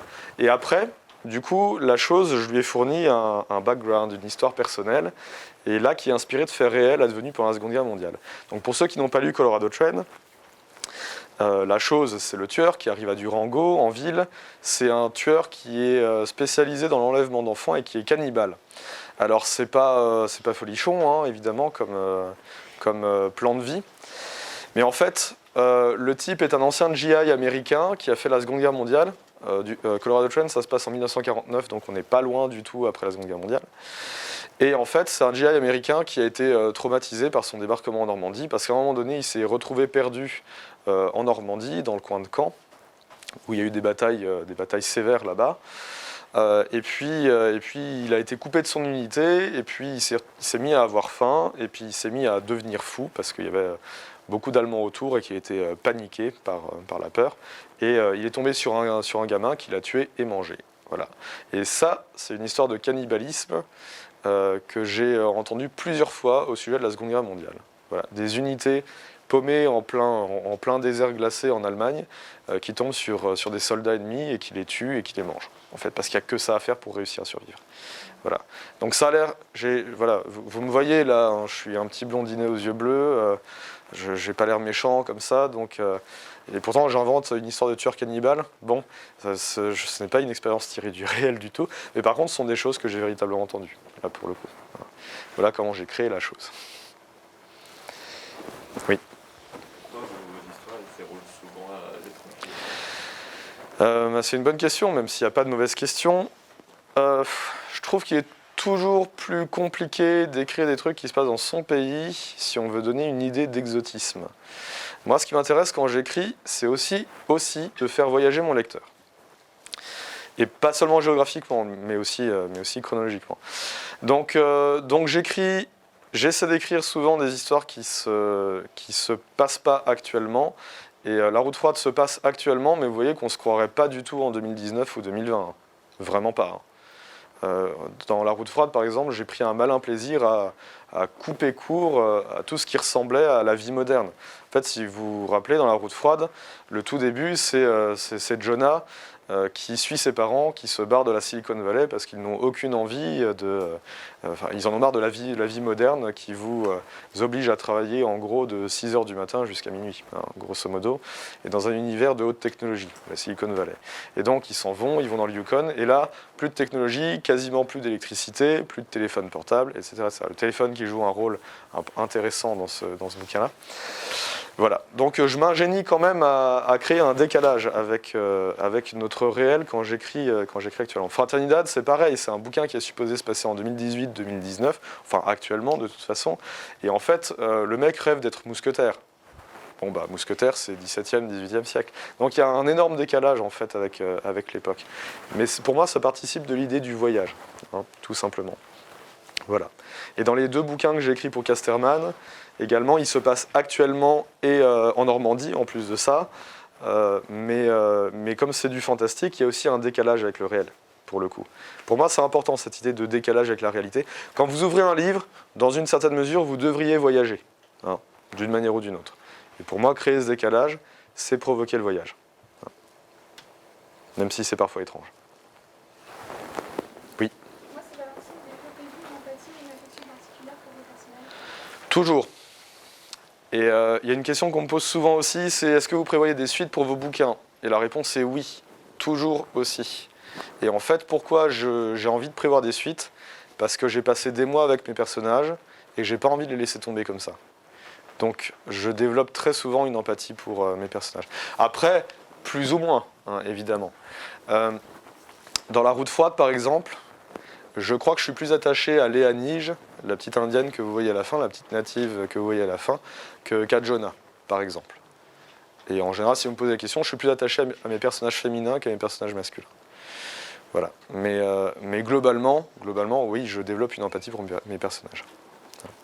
Même pour les personnages monstrueux, alors Ils sont intéressants dans la mesure où ils nourrissent l'intrigue, ils provoquent l'intrigue et ils poussent. Pour moi, il y a toujours une dimension d'apprentissage dans mes romans, autant que possible. Et le fait d'être confronté à la monstruosité ou à l'horreur, ou à l'angoisse, ça pousse mes personnages gentils à sortir de leur retranchement et à se battre pour surmonter la situation. Donc c'est ils sont loin d'être cool, hein, mes personnages sombres, mais par contre, ils provoquent des situations où les personnages deviennent des sortes de héros ou se dépassent de toute façon. Et donc en ça, ils sont nécessaires, malgré tout. S'il n'y a pas de méchants, il n'y aurait pas de gentils. Hein. C'est aussi simple que ça. Oui. Bonjour, moi c'est Noam, et vous avez plus ou moins répondu à ma question tout à l'heure, c'était pourquoi choisir des happy end dans vos romans.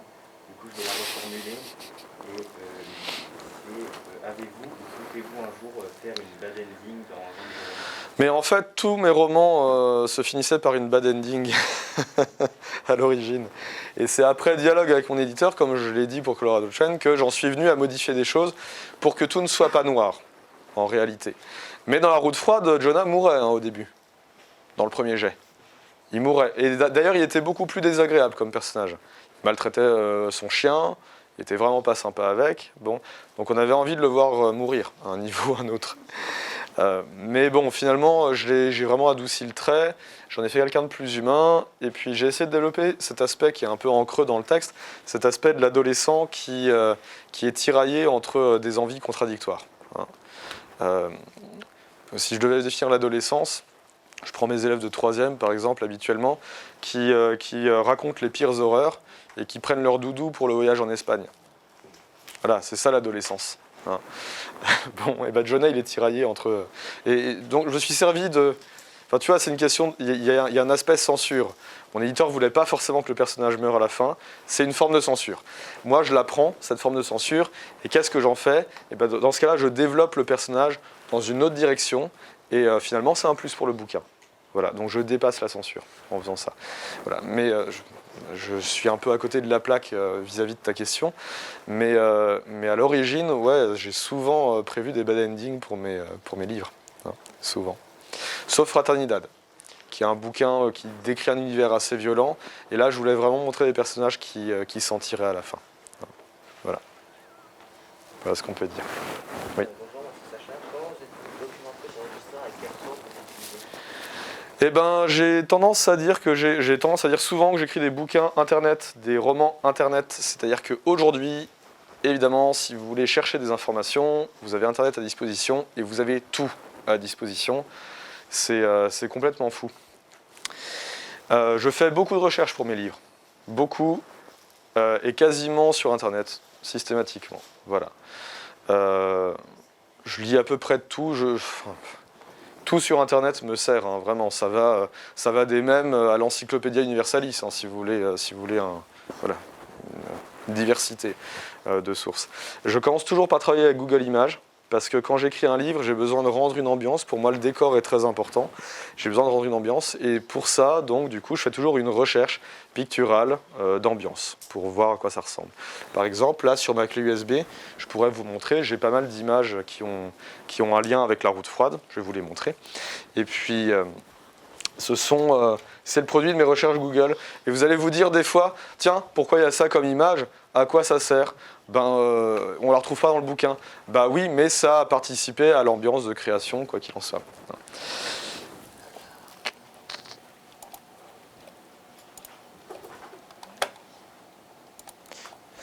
Alors là, le dossier s'appelle Cold parce que le nom de travail de ce manuscrit, c'était Cold.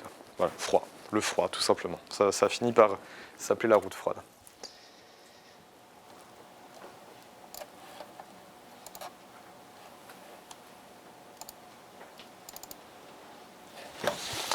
Voilà, vous pouvez avoir ce genre d'image. Hein. Je parle des Indiens et j'en parle en réalité beaucoup dans la route froide, mais on le sent pas trop, sauf à la fin, quand Jonah tombe sur les Aniges. Mais j'ai fait un travail documentaire là-dessus aussi. Je suis catastrophé par la condition des Amérindiens aux États-Unis actuellement. Vraiment, c'est vraiment un peuple poubelle. Hein, on les a parqués pendant tout le 19e siècle dans des réserves et aujourd'hui encore, vraiment, on les a abandonnés, pour ainsi dire. Moi, ça me tue de voir qu'on se comporte comme ça avec ce peuple-là. Mais vous avez d'autres exemples. Hein. On peut parler des Ouïghours ou alors des Rohingyas, hein, par exemple. Il y a des peuples comme ça qui sont vraiment maudits, pour le coup. Et je voulais en parler dans la route froide. Donc vous avez ça, vous avez ce genre de choses. Voilà, c'est une photo documentaire sur le travail du bois pour le Yukon. Encore des Indiens. Là, en fait, on est vraiment dans la fabrique du bouquin. À un moment donné, je parle de nuages qui sont bas. Et je me disais à quel point les nuages peuvent aller bas. Et donc, je suis allé vérifier. Et donc, je suis tombé sur ce genre d'image qui vous indique que voilà, vous avez la troposphère qui est l'ambiance que nous, on connaît. Puis au-dessus, vous avez la stratosphère, puis la mésosphère. Et en fait, les nuages, si je ne me trompe pas, peuvent descendre jusqu'à 20 mètres du sol. Hein, quelque chose comme ça. Et j'en avais besoin, à un moment donné, juste pour écrire une phrase comme ça, hein, dans mon texte. Mais pour écrire une phrase, des fois, il y a derrière 1 heure de documentation. Quelque chose dans ce style-là. En fait, tout ce qui tient de la documentation, on ne le retrouve pas. Ne me demandez pas pourquoi je suis retombé sur cette image hier, ne me demandez pas pourquoi elle est là-dedans, mais elle est là-dedans. Hein, je crois que c'est des Canadiens, pour le coup. Voilà, ça, c'est une image du Yukon qui me semblait intéressante. Vous avez un petit personnage qui est là. Vous avez un être humain qui est là pour vous donner une idée de l'échelle, hein, du paysage. Je travaille toujours avec des cartes, toujours. Je commence quasiment toujours par ça. Mes bouquins ne sont pas pleinement réalistes, mais j'ai toujours envie et toujours besoin, je ne sais pas pourquoi, qu'il y ait un ancrage réaliste. Pour que le lecteur se dise, à un niveau ou à un autre, ça pourrait vraiment arriver. Parce que vous avez plein d'indices qui vous montrent que les noms de lieux existent, que les événements historiques existent, etc., etc. Et donc, quand vous créez une ambiance particulièrement réaliste, dès qu'il y a des éléments fantastiques qui apparaissent, ça devient d'autant plus inquiétant, en fait. Si vous aviez un bouquin qui n'était fait que de fantastique, ce serait plus du fantastique. On n'appellerait plus ça comme ça. La définition même du fantastique, c'est ce qu'on appelle l'Unheimliche en allemand, c'est l'inquiétante étrangeté, c'est le fait d'être dans un univers familier et soudain il y a quelque chose qui cloche. Est-ce que tout le monde a eu cette sensation déjà de marcher dans sa maison quand il faisait nuit et puis qu'il y avait quelque chose qui vous suivait ou un courant d'air glacé qui... voilà. Tout le monde a déjà eu cette sensation-là. C'est ça l'Unheimliche. Vous êtes dans un endroit que vous connaissez, en plein jour ça ne poserait aucun problème, mais avec la nuit tout devient différent. Voilà. Et donc j'ai besoin de créer un univers réaliste pour pouvoir intégrer, insuffler après des éléments fantastiques pour qu'ils aient plus d'impact. On pourrait continuer longtemps. Voilà. Il y a quand même des belles photos. Voilà, grosso modo, je fais toujours un travail documentaire avec Google Images pour commencer. Et après vient l'aspect documentaire. Mais là encore, je ne sors pas trop de mes bases. La littérature des grands froids, pour la route froide par exemple, c'est quelque chose que je connais bien, donc en fait, j'ai pas eu besoin de faire 50 000 heures de recherche non plus pour ça. Voilà. Mais oui, on va arrêter là. C'est vrai que je pourrais développer sur le sujet encore plus, mais vas-y. Pourquoi avoir choisi ce thème de cap et d'épée pour Fraternidad? Eh bien, en fait, j'étais en train d'écrire une histoire de vampire pour mon éditeur, Thibaut Bérard, et puis un jour, je suis du genre à le harceler. À l'époque, j'étais du genre à le harceler quasiment tous les jours via Messenger. En fait, à lui demander le chiffre de mes ventes, à lui parler de mes idées, etc. etc. Bon. Et un jour, je lui ai dit, tiens, j'écrirais bien un roman de KPDP. Et là, j'ai juste dit ça. Et là, il a dit, écoute, ce que je te propose, moi j'aimerais bien publier un roman de KPDP, ce que je te propose, c'est d'arrêter ton projet tout de suite, tu essaies de te mettre à écrire un roman de KPDP, et puis on voit ce que ça donne. Et on a commencé à parler de ça, et il est devenu assez évident, en fait, que si je plaçais mon roman de KPDP au XVIIe ou au XVIIIe siècle, ce serait peut-être sympa, mais pas particulièrement intéressant, parce qu'en fait, tout a déjà été écrit de ce côté-là, quoi. Si vous avez lu Les Trois Mousquetaires, par exemple, vous avez le parangon du roman de KPDP, et tout ce qui a été écrit après, c'est des copies des Trois Mousquetaires. Et moi, j'avais pas envie d'écrire ça. Et donc, je lui ai dit, tiens, j'ai trouvé un truc intéressant, j'ai écrit un roman de KPDP qui se passe aujourd'hui, voilà, dans notre ambiance actuelle. Et en fait, c'est un synopsis avec lequel j'ai été mal à l'aise pendant très longtemps, parce que c'est complètement barré, hein, en fait, d'écrire un roman de KPDP qui se passe actuellement. C'est complètement barré. Qui rêve de devenir mousquetaire? Sérieusement. Bon, pas grand monde. Parce qu'on n'a pas les conditions du monde ne sont pas réunies pour que ça puisse advenir. Mais voilà, j'ai créé un personnage totalement bizarre, Ed Perry, qui a ce rêve étrange, et qui en fait quelque chose. Donc j'étais très mal à l'aise avec le pitch, pendant toute l'année qu'a duré l'écriture. Mais en réalité, à chaque fois que je me remettais à écrire pour Fraternidad, ça semblait couler de source. C'était vraiment, vraiment étrange. Mais voilà, donc c'est parti de quasiment rien, pour le coup. Une envie d'écrire un roman de tel style, et puis, pour ne pas copier ce qui a déjà été fait, une petite réflexion sur comment on pourrait changer quelque chose pour. Voilà. D'autres... Eh bien, en relisant Jack London, j'en ai parlé tout à l'heure, c'est quand j'ai eu ma fameuse grippe, hein, pour le coup. Je me suis dit que j'allais retraduire un texte pour mes élèves, et puis finalement, c'est devenu complètement autre chose. C'est un processus bizarre, aussi. En fait, à chaque fois que vous écrivez un nouveau texte, un processus différent se met en place. Parce que la routine, c'est très bien, mais en fait, chaque texte a son histoire différente. Des fois, ça peut être du pur hasard. Des fois, ça peut être une déviation de la route que vous aviez prise. Voilà, mais en général, ça tient de la coïncidence. Vraiment de la coïncidence. Et la routine n'y fait rien. Est-ce que vous avez d'autres questions? Oui. Malgré le fait que vous changiez les temps pour faire des happy endings, lorsque vous commencez à écrire un livre, est-ce que vous savez déjà comment il doit se terminer? Alors, on vous a peut-être déjà expliqué ça, il y a deux types d'écrivains, il y a ce qu'on appelle les écrivains à programme et les écrivains à je sais plus quoi. Bon, les écrivains à programme, c'est ceux qui ont des plans. Je vous donne un exemple, Dennis Lehane par exemple, qui a fait Mystic River et Shutter Island. C'est un écrivain à programme, il fait des plans. Les murs de son appartement sont placardés de plans, de romans, de scénarios, etc. Il a transformé ses murs en espèce de tableau géant où il aligne ses plans. Eh bien moi, je ne suis pas du tout comme ça. C'est-à-dire que j'ai une bonne idée et j'écris au fil de la plume.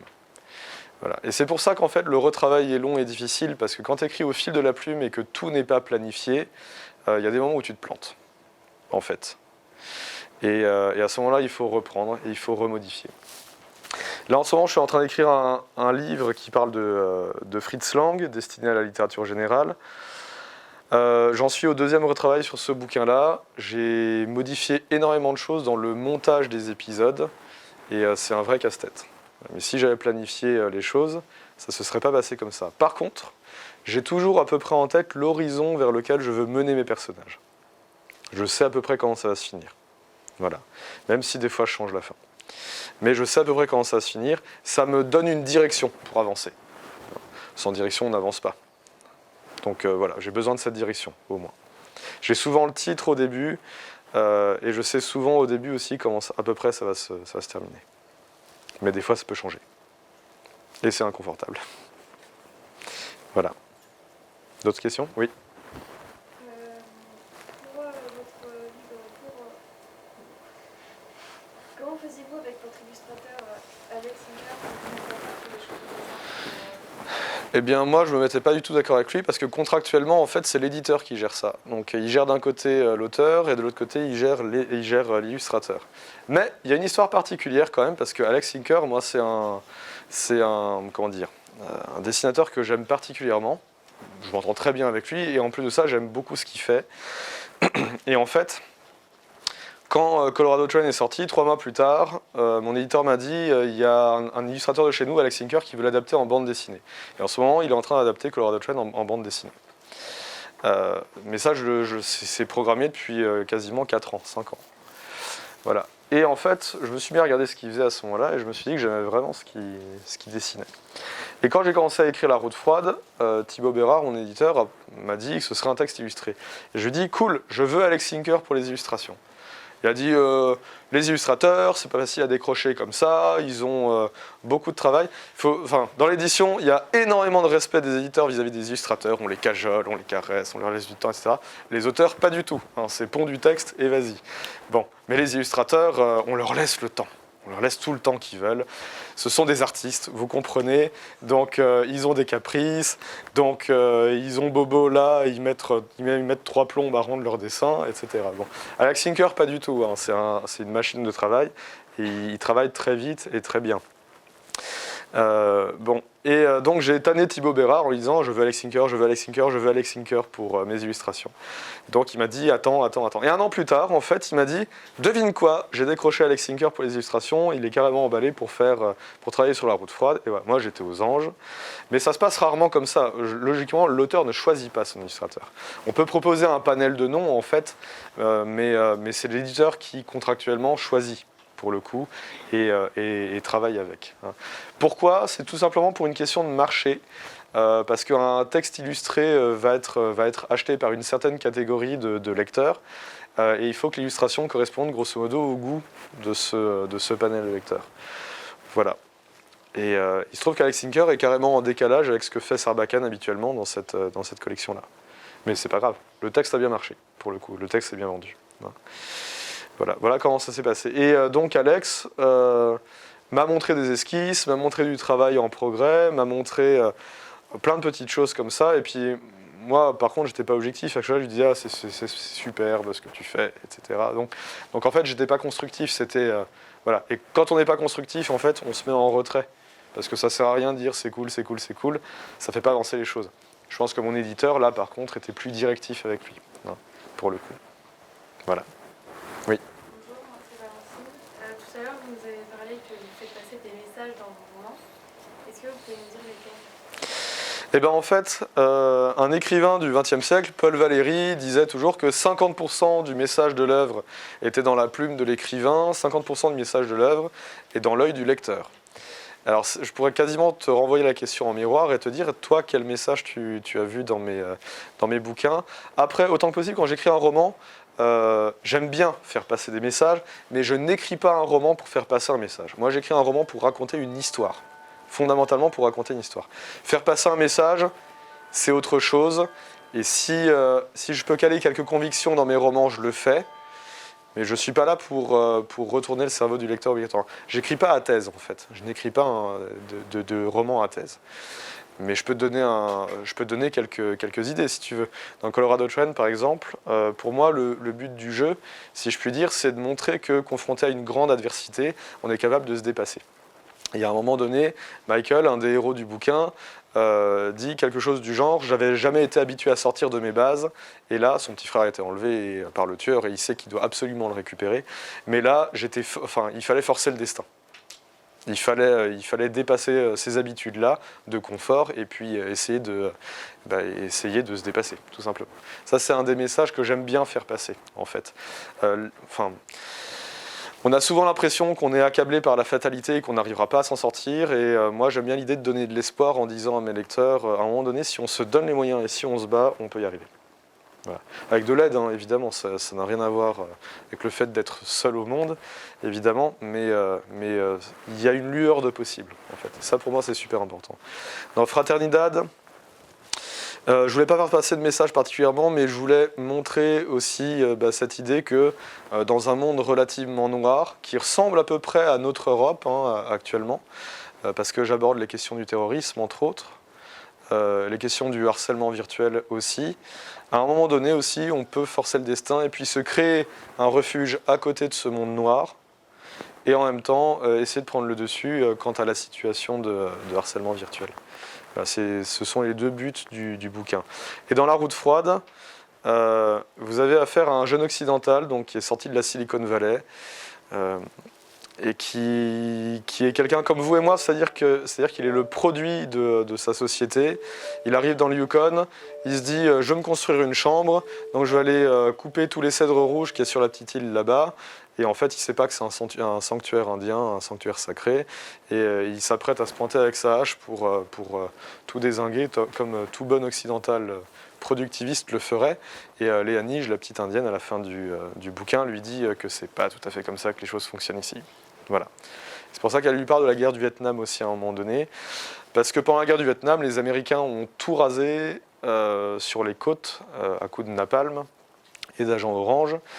Ont déplacé des villages ancestraux qui étaient implantés là depuis des siècles et ont déplacé les populations dans d'autres villages, ont importé leur riz américain pour le replanter dans les rizières vietnamiennes et supprimer donc les essences de riz qui existaient à l'époque.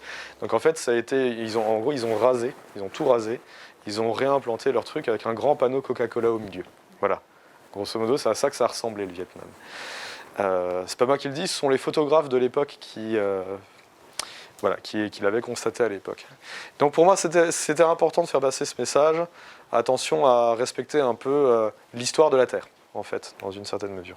Ça, pour moi, c'était important. Oui. Comment ? Un peu, parce que il y a beaucoup de critiques qui sont écrites sur Internet, parce que quelques lecteurs m'écrivent de temps en temps pour me dire s'ils ont aimé ou pas mon bouquin. En général, ils m'écrivent pour dire qu'ils ont aimé mon bouquin. Ce serait bizarre d'écrire à l'auteur pour dire j'ai détesté ce que vous avez écrit. Bon, ça peut arriver. Hein. Mais donc oui, je connais un peu l'impact, mais c'est biaisé parce que j'ai surtout les aspects positifs de la chose, pas trop les aspects négatifs. Et je sais que quand on fait du roman de genre ou du roman fantastique, on ne peut pas plaire à tout le monde, ça c'est sûr et certain. Je sais qu'il y a des lecteurs qui sont choqués des fois par le vocabulaire un peu cru que j'utilise dans mes romans,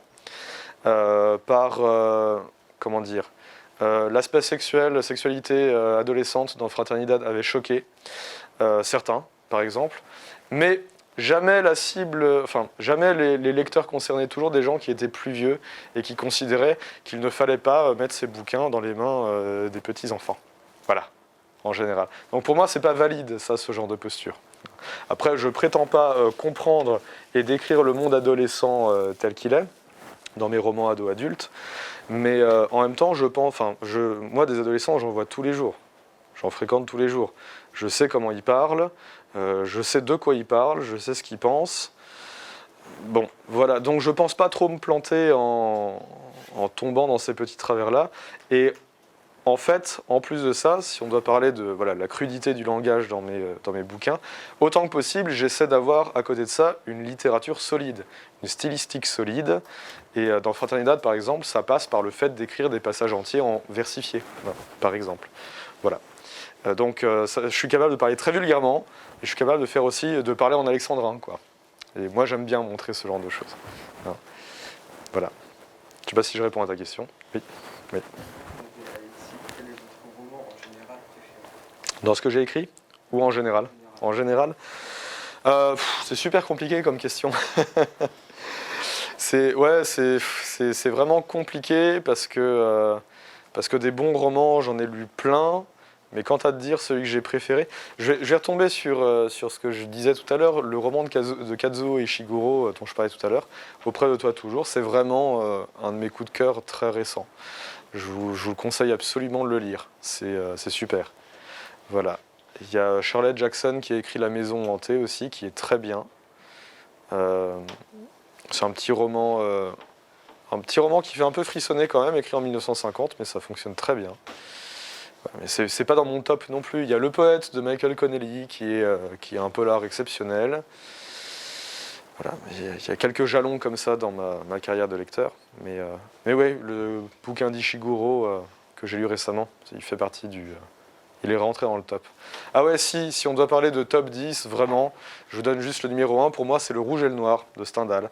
Alors là, c'est un bon vieux bouquin bien classique et vous allez vous dire « Oh là là, ça a été écrit en 1830, on ne comprendra plus rien, etc. etc. » Mais c'est un bouquin en fait qui parle d'une chose très simple, comment un petit gamin, Julien Sorel, venu du plus bas de la société, essaie de s'élever au milieu d'une société faite de gens qui refusent absolument de l'intégrer. Voilà. Le résumé de ce bouquin, c'est comment on fait pour briser le plafond de verre. Et il y arrive dans une certaine mesure en forçant son destin à Napoléon, et c'est assez admirable. Voilà. Le Rouge et le Noir, c'est un bouquin qui donne la rage, véritablement. Moi, je l'ai lu à 20 ans, Le Rouge et le Noir, et quand je l'ai lu à 20 ans, je me suis dit, je l'ai lu trop tard. Lisez ça entre 15 et 20, vraiment. C'est un bouquin qui vaut vraiment le coup. Après, je m'enflamme peut-être, mais j'ai adoré ça quand je l'ai lu et je l'ai adoré quand je l'ai relu. Et des bouquins que vous adorez quand vous les relisez, c'est rare. C'est vraiment rare. Il y a Lolita de Nabokov aussi, mais ça, c'est très particulier comme littérature. C'est assez acide. Oui. Excusez-moi, en fait, pour compléter un petit peu ce que vous disiez à l'instant, vous avez dit tout au début de l'entretien que vous trouviez que la littérature, ça pouvait changer une vie. Oui. Et sans vraiment expliquer ce que vous entendiez par là. Alors, est-ce que vous pouvez leur dire un petit peu pourquoi vous trouvez que la littérature peut changer la vie ? À un moment donné de ma vie, quand j'ai eu 30 ans, quand on a 20 ans, on arrive dans l'âge vraiment cool où on peut faire plein de choses, la fête, etc. Quand on arrive à 30 ans, on commence à avoir un petit regard nostalgique sur sa vie en disant « Ah, je suis plus jeune, je suis devenu vieux, etc. » Et on commence à se dire, à faire un petit peu le bilan. Et quand j'ai fait le bilan à 30 ans, je ne me suis pas posé pour écrire des trucs sur une page et dire voilà ce que j'ai retenu de la vie. Mais je me suis rendu compte d'un truc, c'est que la moitié de ce que je connaissais, y compris en termes de réaction humaine, par exemple, je l'avais appris dans les livres. Et c'est très particulier de se dire ça. En fait, la moitié de ce que je connaissais à cette époque-là, je l'avais appris dans les livres. Et donc, j'avais appris à me détourner de certaines situations ou à me comporter de telle ou telle manière dans certaines situations grâce aux livres que j'avais lus. Donc en fait, ça va modifier mon comportement, ma manière d'être. Voilà ce que j'entends par une littérature peut changer une vie. Mais il y a aussi des bouquins qui vous transmettent des idées, qui vous semblent des idées coup de poing, fondamentales, et qui... Je vous donne l'exemple d'une citation de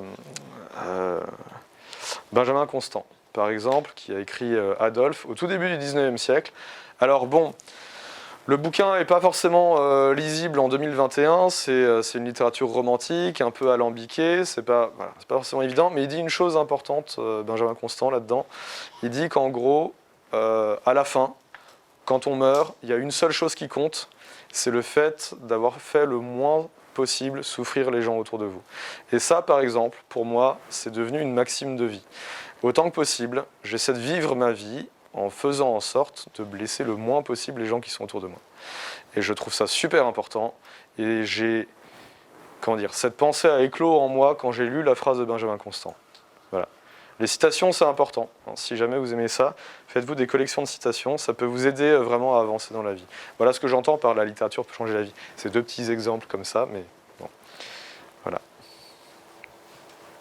Oui. Bonjour, avez-vous d'autres passions que l'écriture ? La guitare. Oui, j'ai d'autres passions que l'écriture.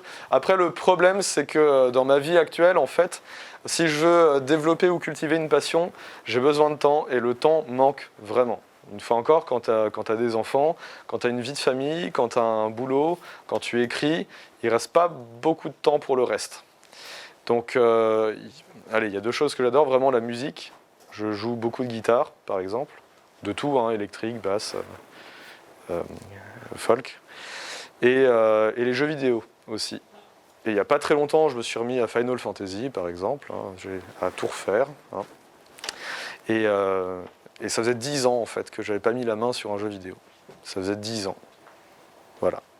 Et pourtant, je me tiens au courant sur jeuxvideo.com, sur toutes les sorties et ce genre de choses. Mais ça faisait 10 ans que je ne l'avais pas fait. Et là, j'ai trouvé un créneau pour le faire. Et puis, malheureusement, je me suis engouffré dedans. Donc, ouais, j'ai des passions. Mais pour avoir des passions, enfin, pour cultiver des passions, il faut du temps. J'aurais aimé faire plein de choses en plus dans ma vie. Mais le fait est que le temps n'est pas extensible, pour le coup. Voilà. D'autres choses ? Oui. En fait, au début, j'avais tendance à dire que les deux n'avaient rien à voir. Ce qui est totalement faux. Les deux ont constamment quelque chose à voir. En termes de, en termes de valeur humaine, en fait, le métier de prof, c'est un métier d'éducation. On a des élèves face à soi et on est supposé leur raconter des choses qui leur donnent confiance un petit peu en l'avenir. Et pour moi, mon boulot de prof, c'est un boulot qui doit être utilisé pour donner des armes pour que les élèves ne soient pas trop désemparés face au monde réel quand ils sortiront de l'école, par exemple. Et je ne dis pas spécialement seulement préparer au monde du travail, mais préparer au monde en général. Et en fait, prof de français, pour ça, c'est quand même idéal parce que la littérature vous permet d'aborder plein de thèmes différents, plein de textes différents, plein de voix différentes, et donc fournissent à disposition des élèves plein d'expériences du monde différentes. Voilà, donc ça pour moi c'est super important. Et en fait la littérature c'est à peu près la même chose. Hein. Quand vous écrivez des livres aussi parce que vous pensez certaines choses et que vous avez envie qu'elles soient écrites noir sur blanc. Voilà. Cette idée de vraiment réussir à se battre au milieu d'un monde qui vous est potentiellement hostile, c'est pour moi quelque chose de très important en littérature. J'ai dit tout à l'heure, c'est pour moi quelque chose qui est très important dans mon métier de prof. Et le fait est que quand vous passez votre temps à écrire des bouquins et que vous devez expliquer la stylistique d'un texte à des élèves, c'est beaucoup plus facile parce que vous êtes confronté à la syntaxe constamment, tous les jours, et que vous pouvez expliquer les choses de manière simple à vos élèves. Moi, ce dont j'ai souffert quand j'étais élève au lycée, par exemple, c'est le fait que mes profs de français me disaient tout le temps « il faut faire des problématiques » et que je ne savais pas comment faire, et vous non plus, hein, si ? Vous savez faire des problématiques ? Non ? Bon. Donc on vous donnait un sujet de dissertation, on vous disait il faut une problématique, il faut faire un plan et voilà, roule. Et ça semblait évident pour plein de gens et pour moi ça ne l'était pas du tout. Et moi j'ai mis des années avant d'apprendre vraiment à me débrouiller avec ces outils-là.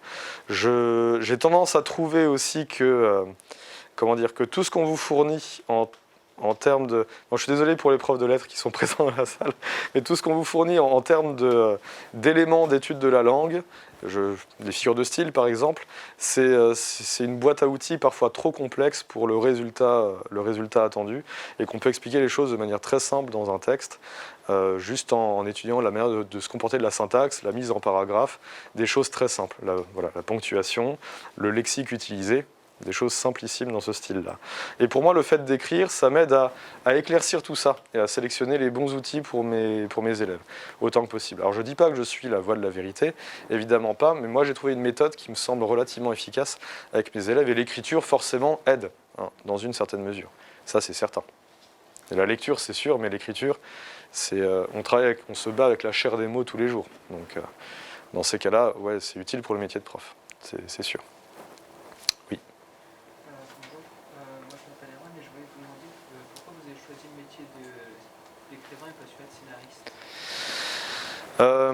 scénariste. Écoute, si un jour on me donne l'opportunité d'écrire un scénario, je le ferai.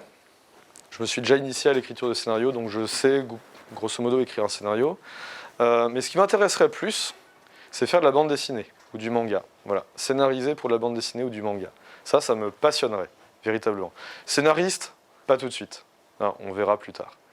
Mais voilà, une fois encore, quand tu écris du texte et quand tu as appris à écrire du texte, de fiction, potentiellement, tu as plein de portes qui s'ouvrent, dont scénariste, voilà, entre autres. D'autres questions ? Je crois que vous avez publié un livre sous pseudo qui m'a un peu étonné. Je voulais savoir... Ce qui vous a étonné, le fait de choisir un pseudo ? Il y avait 5 ou 6 raisons à l'époque où, oui, c'est donc La Maison sans sommeil de Benoît Malevich, qui est en fait mon pseudonyme. Malevich, ça devrait vous dire quelque chose, c'est un des noms de personnages en Fraternidad, pour ceux qui l'ont lu, ceux ou celles qui l'ont lu. Donc j'ai repris ce nom-là, que j'aimais bien. Et en fait, il y avait 5 ou 6 raisons à l'époque qui m'ont poussé à prendre un pseudo. Le fait que il y a eu un moment où j'avais pas mal de sorties prévues, donc sur les tables des libraires, il y avait Fraternidad, La Route Froide, et puis il y aurait eu potentiellement ce bouquin en plus. Et en fait, 3 Thibaut Vermeaux à vendre pour un libraire, ça fait beaucoup. Et donc en termes de marketing, c'était plus intelligent à ce moment-là de choisir un pseudo. Après, c'est un peu tombé à l'eau cette histoire-là, parce qu'il y a eu le confinement à ce moment-là. La Maison sans sommeil est sortie juste après le premier confinement. Donc, donc c'était pas forcément utile de choisir un pseudo pour ça. Il y avait une question d'orgueil aussi qui était que mes 3 premiers romans avaient été bien reçus par la critique. Vraiment bien reçus. Et je me suis dit, si je publie un bouquin sous pseudo, j'aimerais bien voir comment se comportera la critique avec mon texte, et une critique qui ne fasse pas attention à mon nom, en fait. Voilà, ça c'était quelque chose qui était important pour moi. Après, aujourd'hui, je ne sais pas si je publierai encore sous pseudo. Et je reprendrai peut-être Benoît Malevich pour quelques écrits, mais je ne sais pas si je le ferai encore. L'intérêt me semble s'être un peu évaporé depuis 2 ans, en réalité. Voilà. Mais il y avait plusieurs raisons. Oui. Avez-vous d'autres questions? Oui. Dans ceux que vous avez écrits, est-ce qu'il y en a un que vous préférez? Écoute, Fraternidad, mais vraiment très cher. C'est un bouquin assez intime. Et en fait, c'est lié à la genèse aussi du roman, parce que au moment où j'ai commencé à l'écrire, mon meilleur ami a eu un accident de moto et est mort. Et en fait, toute l'écriture de Fraternidad a été marquée par cette période de deuil vis-à-vis de ce meilleur ami, qui était un ami d'enfance. Quand je décris les virées à vélo dans Colorado Train, en gros, c'est une référence quasi directe à ce que je faisais quand j'étais petit avec ce copain-là. Et donc forcément, l'idée du deuil prend une couleur particulière fait que Fraternidad prend une couleur particulière qui m'est particulièrement précieuse à ce moment-là. Je disais tout à l'heure, mais un des buts du jeu de Fraternidad, c'est de montrer que face à l'hostilité du monde, on peut se créer un refuge. Même si on a un délire qui semble totalement hors du monde, on peut quand même se créer un refuge et réussir à vivre une sorte de rêve. Voilà. Et pour moi, l'écriture fonctionne comme ça en réalité. C'est une métaphore de l'écriture, si je puis dire, parce que tout à l'heure, on me demandait pourquoi mes ambiances étaient angoissantes ou pourquoi j'aimais raconter la noirceur du monde. Parce que moi, la noirceur du monde me catastrophe, en fait. Et c'est quelque chose que j'ai déjà dit en parlant de Fraternidad. Mais quand on écoute les nouvelles à la radio ou à la télé ou qu'on les lit sur Internet, on a affaire aujourd'hui à tous les malheurs du monde qui arrivent partout sur le globe et qui arrivent sur votre écran d'ordinateur ou de téléphone, en réalité. Moi, face à ça, mon premier réflexe, ce serait de me mettre dans un coin et de me recroqueviller, en fait. Mon deuxième réflexe, c'est de me mettre à écrire pour essayer de contrecarrer ça, en fait. C'est pour ça que cette idée de refuge, elle est importante dans Fraternidad. Donc elle est liée au deuil aussi, mais elle est liée aussi à cette espèce d'ambiance du monde. Et je pense que c'est dans Fraternidad que j'ai réussi à rendre ce sentiment intime que j'ai vis-à-vis du monde, et qui, moi, me suit tous les jours. En réalité.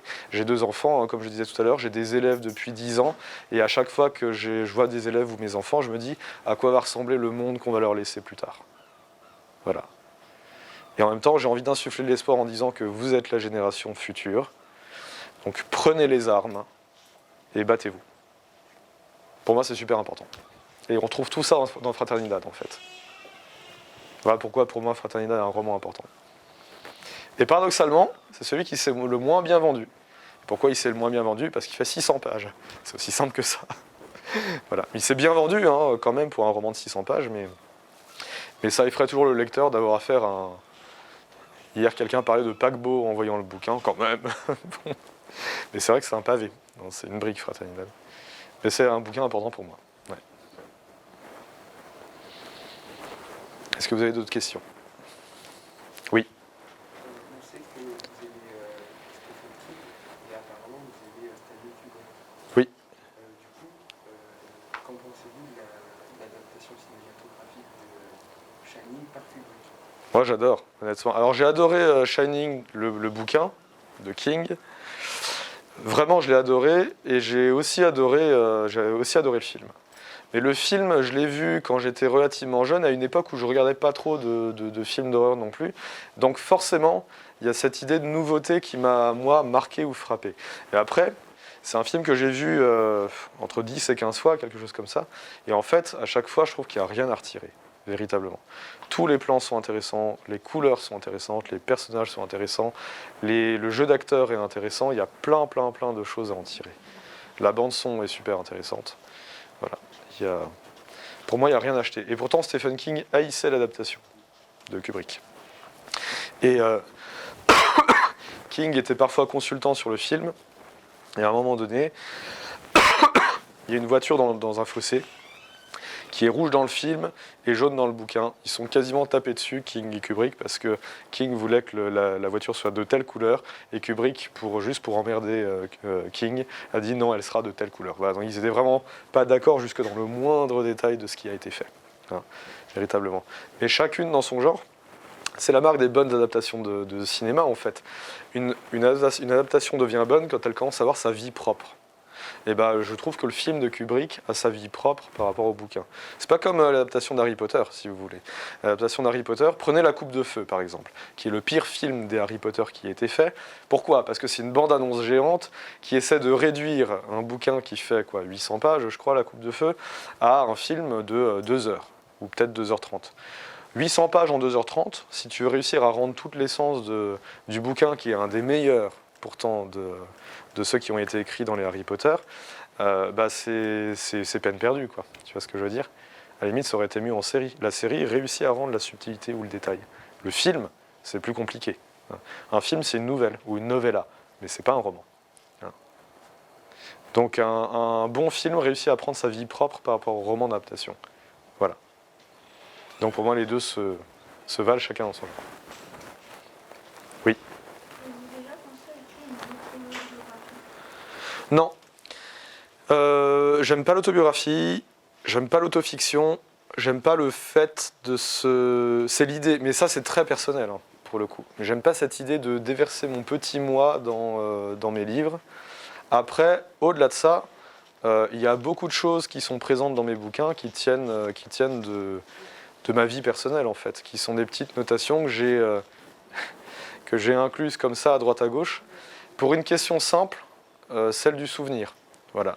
Si un jour je me souviens plus de rien, je relis mes livres, peut-être que je récupérerai des petits détails de ma vie comme ça. C'est une sorte de testament pour l'avenir, si tu veux, quelque chose comme ça. Mais sinon, écrire une autobiographie où je raconte ma petite vie. J'ai pas une vie intéressante, hein. Enfin, je veux dire, j'ai une vie vraiment lambda, hein. Je viens d'une famille...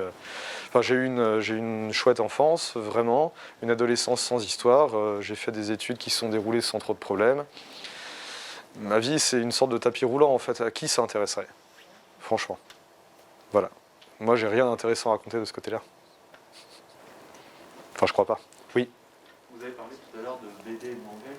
Je voulais savoir quelle est votre série favorite. Attention, hein, parce que autant j'ai une bonne culture en BD, autant en manga, c'est vraiment très parcellaire.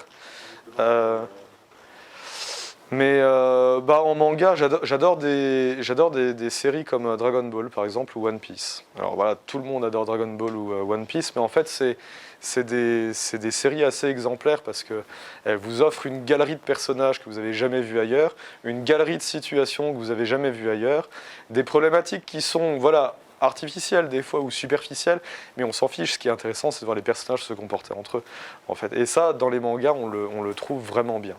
Récemment, je sais que mes petits collégiens sont super fans de l'Attaque des Titans. J'ai commencé à lire ça, et honnêtement, je trouve ça super, vraiment. Mais contrairement à beaucoup de choses que mes élèves adorent par ailleurs, hein, évidemment, mais l'Attaque des Titans, je trouve qu'il y a une saveur très particulière, et ça faisait longtemps que je n'avais pas retrouvé une telle ambiance dans un manga. Voilà. Ça, c'est du côté des mangas. Sinon, du côté des animés, par exemple, mon animé préféré, c'est Evangelion. C'est un animé qui date de 98, je crois, de la fin des années 90, qui est... moi, je me lasse pas de le regarder, même au niveau cinématographique, c'est incroyable, vraiment. Et l'histoire est très, très émouvante, vraiment excessivement émouvante. Voilà. En bande dessinée, je suis un très grand fan de Corto Maltese, par exemple. Voilà. Mais il y en a plein d'autres, en fait, en réalité. Mais Corto Maltese, pour moi, c'est un summum de la bande dessinée, en termes de dessin, de scénario, d'ambiance, de dialogue aussi, de conception de la vie également. Ça, pour moi, ça fait partie des bandes dessinées qui ont formé ce que je suis aujourd'hui, en fait. Voilà. Vous avez dit aussi que vous voulez écrire pour la littérature générale et vous avez parlé de votre projet sur Fritz Lang, donc ça signifie que ce ne sera pas un roman ou... Ce sera un roman. Si, si. C'est un roman très particulier qui... Il faudrait rappeler Alors, Fritz Lang, c'est le type qui a fait Metropolis, 1927. Metropolis, je vais vous donner envie de le voir tout de suite. C'est en noir et blanc. Ça dure 3h30. Les cartons sont écrits en allemand. C'est muet, hein. Ouais, c'est muet, j'ai oublié de vous le dire. Voilà, les cartons sont écrits en allemand, sous-titrés en français. Voilà. Alors, c'est pas du tout mon film préféré de Fritz Lang. Mon film préféré de Fritz Lang, c'est M. le Maudit. M. le Maudit, il a été tourné en 1931. C'est le premier film de l'histoire du cinéma qui parle de ce que c'est qu'un serial killer et qui parle d'une enquête au sujet d'un serial killer. Et ce film-là, il est étonnamment moderne et il est époustouflant. Même aujourd'hui, si vous le regardez, vraiment, vous ressentez une tension qui est due au montage languien, si je puis dire, au montage dû à Fritz Lang. Une tension très particulière qu'on retrouve même pas beaucoup dans les films d'aujourd'hui, véritablement. Et mon bouquin sur Fritz Lang tourne autour de la conception de M. le Maudit. Comment il est venu à tourner un film sur un serial killer et un film plutôt intimiste, alors qu'avant, il faisait surtout de la science-fiction, vraiment. Metropolis, Les Espions, La Femme dans la Lune, ce sont des films de science-fiction, et il les a tous faits avant M. le Maudit. Puis ensuite, il est passé au parlant, il a fait M. le Maudit, il parle de serial killer, il fait du pré-film noir, si je puis dire, et comment il en est venu à ça. Et en fait, il parle à la première personne, Fritz Lang, dans ce roman-là, et c'est un personnage un peu problématique, Fritz Lang, parce qu'il est soupçonné, en 1923 ou 1921, d'avoir assassiné sa première femme. Voilà, donc c'est un personnage qui est assez étrange. Sa vie même est un roman, véritablement, quand vous voyez ce qu'il a vécu et comment il a géré diverses situations. Et je voulais mettre en lumière donc toute la création d'M. le Maudit avec l'histoire personnelle de Fritz Lang aussi dans ce roman. Le premier jet du bouquin m'a pris 2 mois à écrire, ce qui est très très très rapide. Et toute la documentation qui était pléthorique aussi à ce moment-là, je l'ai faite en même temps que l'écriture. C'était une période vraiment particulière, j'ai réussi à gérer les deux en même temps. Et ça a débouché sur ça. Je ne sais pas s'il sortira et quand il sortira, parce que j'ai une agente et on est en prospection en fait en ce moment pour l'éditeur, mais il y a des bonnes chances que ça advienne. Voilà. Oui. Juste, il reste 4 minutes. Alors, je fais un peu un rappel.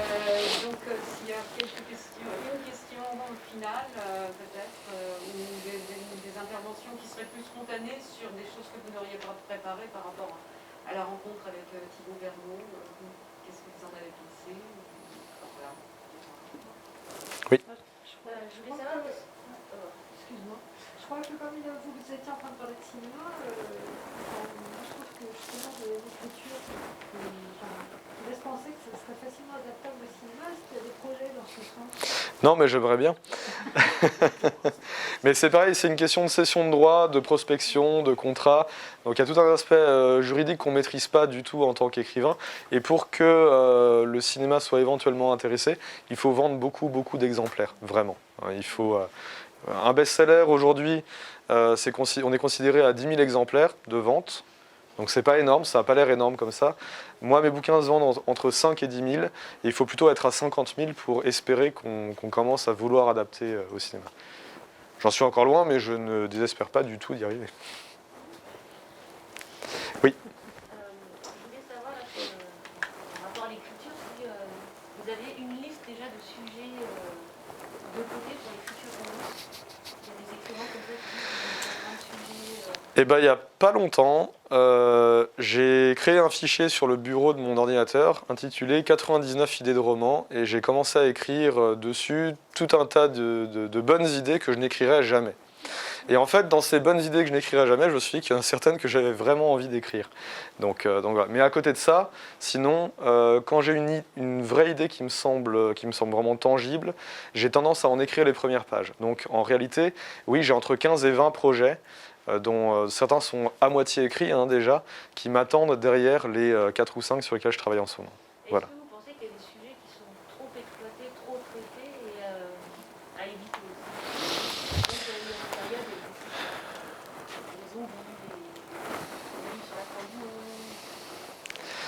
Bah, disons que c'est pas spontanément le genre vers lequel je me tournerais, parce qu'effectivement beaucoup de choses ont été écrites de ce côté-là, et ce serait peut-être pas forcément pertinent. C'est même réflexion que pour le roman de KPDP en fait avec Fraternidad. Finalement tout a déjà été écrit, tout a déjà été dit, donc comment on fait pour renouveler le genre?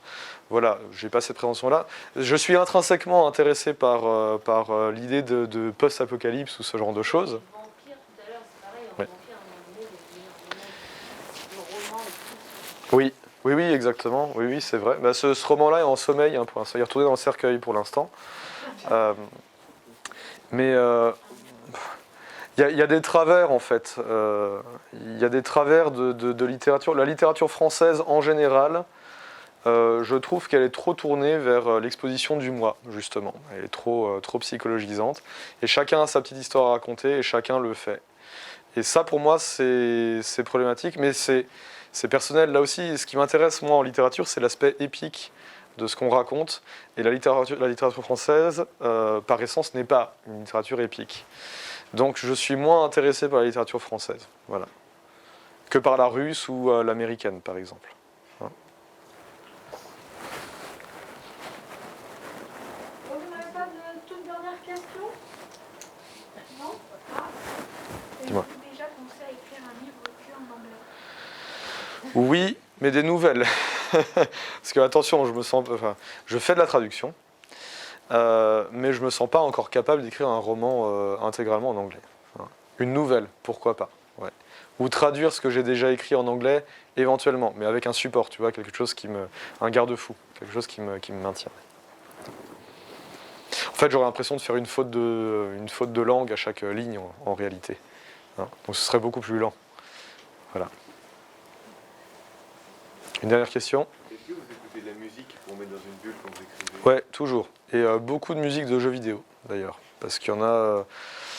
si on prend la musique des Elder Scrolls, par exemple, c'est particulièrement calme, en fait. Et ça aide, moi, à me dématérialiser par rapport au monde qui m'entoure et à me mettre dans ma bulle d'écriture. Ouais, vraiment. Voilà. Pas de choses violentes, en fait. À côté de ça, j'écoute des choses violentes, oui. mais au-delà de ça, pendant que j'écris, j'ai besoin d'écouter de la musique, mais en même temps, j'ai besoin que cette musique soit vraiment à bas volume et plutôt calme. Voilà. Mais ça m'aide vraiment. Au début de Colorado Trend, par exemple, vous avez une playlist, une bande-son. Et c'est en réalité toutes les musiques que j'ai écoutées pendant la composition du bouquin. vous faites un peu comme Stephen King. Peut-être. Vous n'avez pas vu une fois, il met pareil, la bande-son qu'il a écoutée. avec Ah la oui, voiture, ouais, c'est possible. Ouais, c'est ouais, le ouais. roman. Ouais, c'est possible. Voilà, je ne sais pas s'il vous reste des questions. Il doit rester 30 secondes. Vous deviez rencontrer un auteur, encore vivant, un auteur que vous admirez. Oui, je parlais de Stendhal tout à l'heure. Après, le personnage du romancier m'intéresse pas. Autant j'adore Le Rouge et le Noir, autant je trouve que la Chartreuse de Parme, moi, ça me tombe des mains. Voilà, mais ça, c'est personnel aussi, pour le coup. Non, un auteur vivant... allez, j'en donnais deux. Svetlana Alexievitch, par exemple, la prix Nobel biélorusse de littérature, qui écrit des romans... Enfin, c'est pas des romans, c'est des documentaires témoignages qui sont... incroyable sur la Seconde Guerre mondiale, sur Tchernobyl. Franchement, c'est absolument à lire, ça, aussi. Comment s'appelle son roman sur Tchernobyl? Je sais plus, c'est... C'est là l'interview justement de Supplication, je crois. Il me semble que c'est ça. Supplication, donc ça parle de Tchernobyl et de tous ceux qui ont vécu la fuite de Tchernobyl ou la réparation de Tchernobyl, et c'est vraiment des témoignages bouleversants.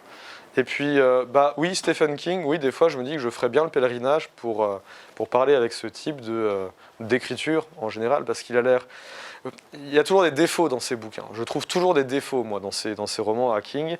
Mais globalement, il est animé par un tel souffle et il a une telle science et une telle maîtrise de l'écriture. Je trouve que ce serait assez fascinant de parler de ça avec lui, effectivement. Il n'est pas encore mort. Hein. J'ai encore quelques années pour faire le voyage jusque dans le Maine, aux États-Unis pour ça. Oui, c'est ça. Exactement. Voilà.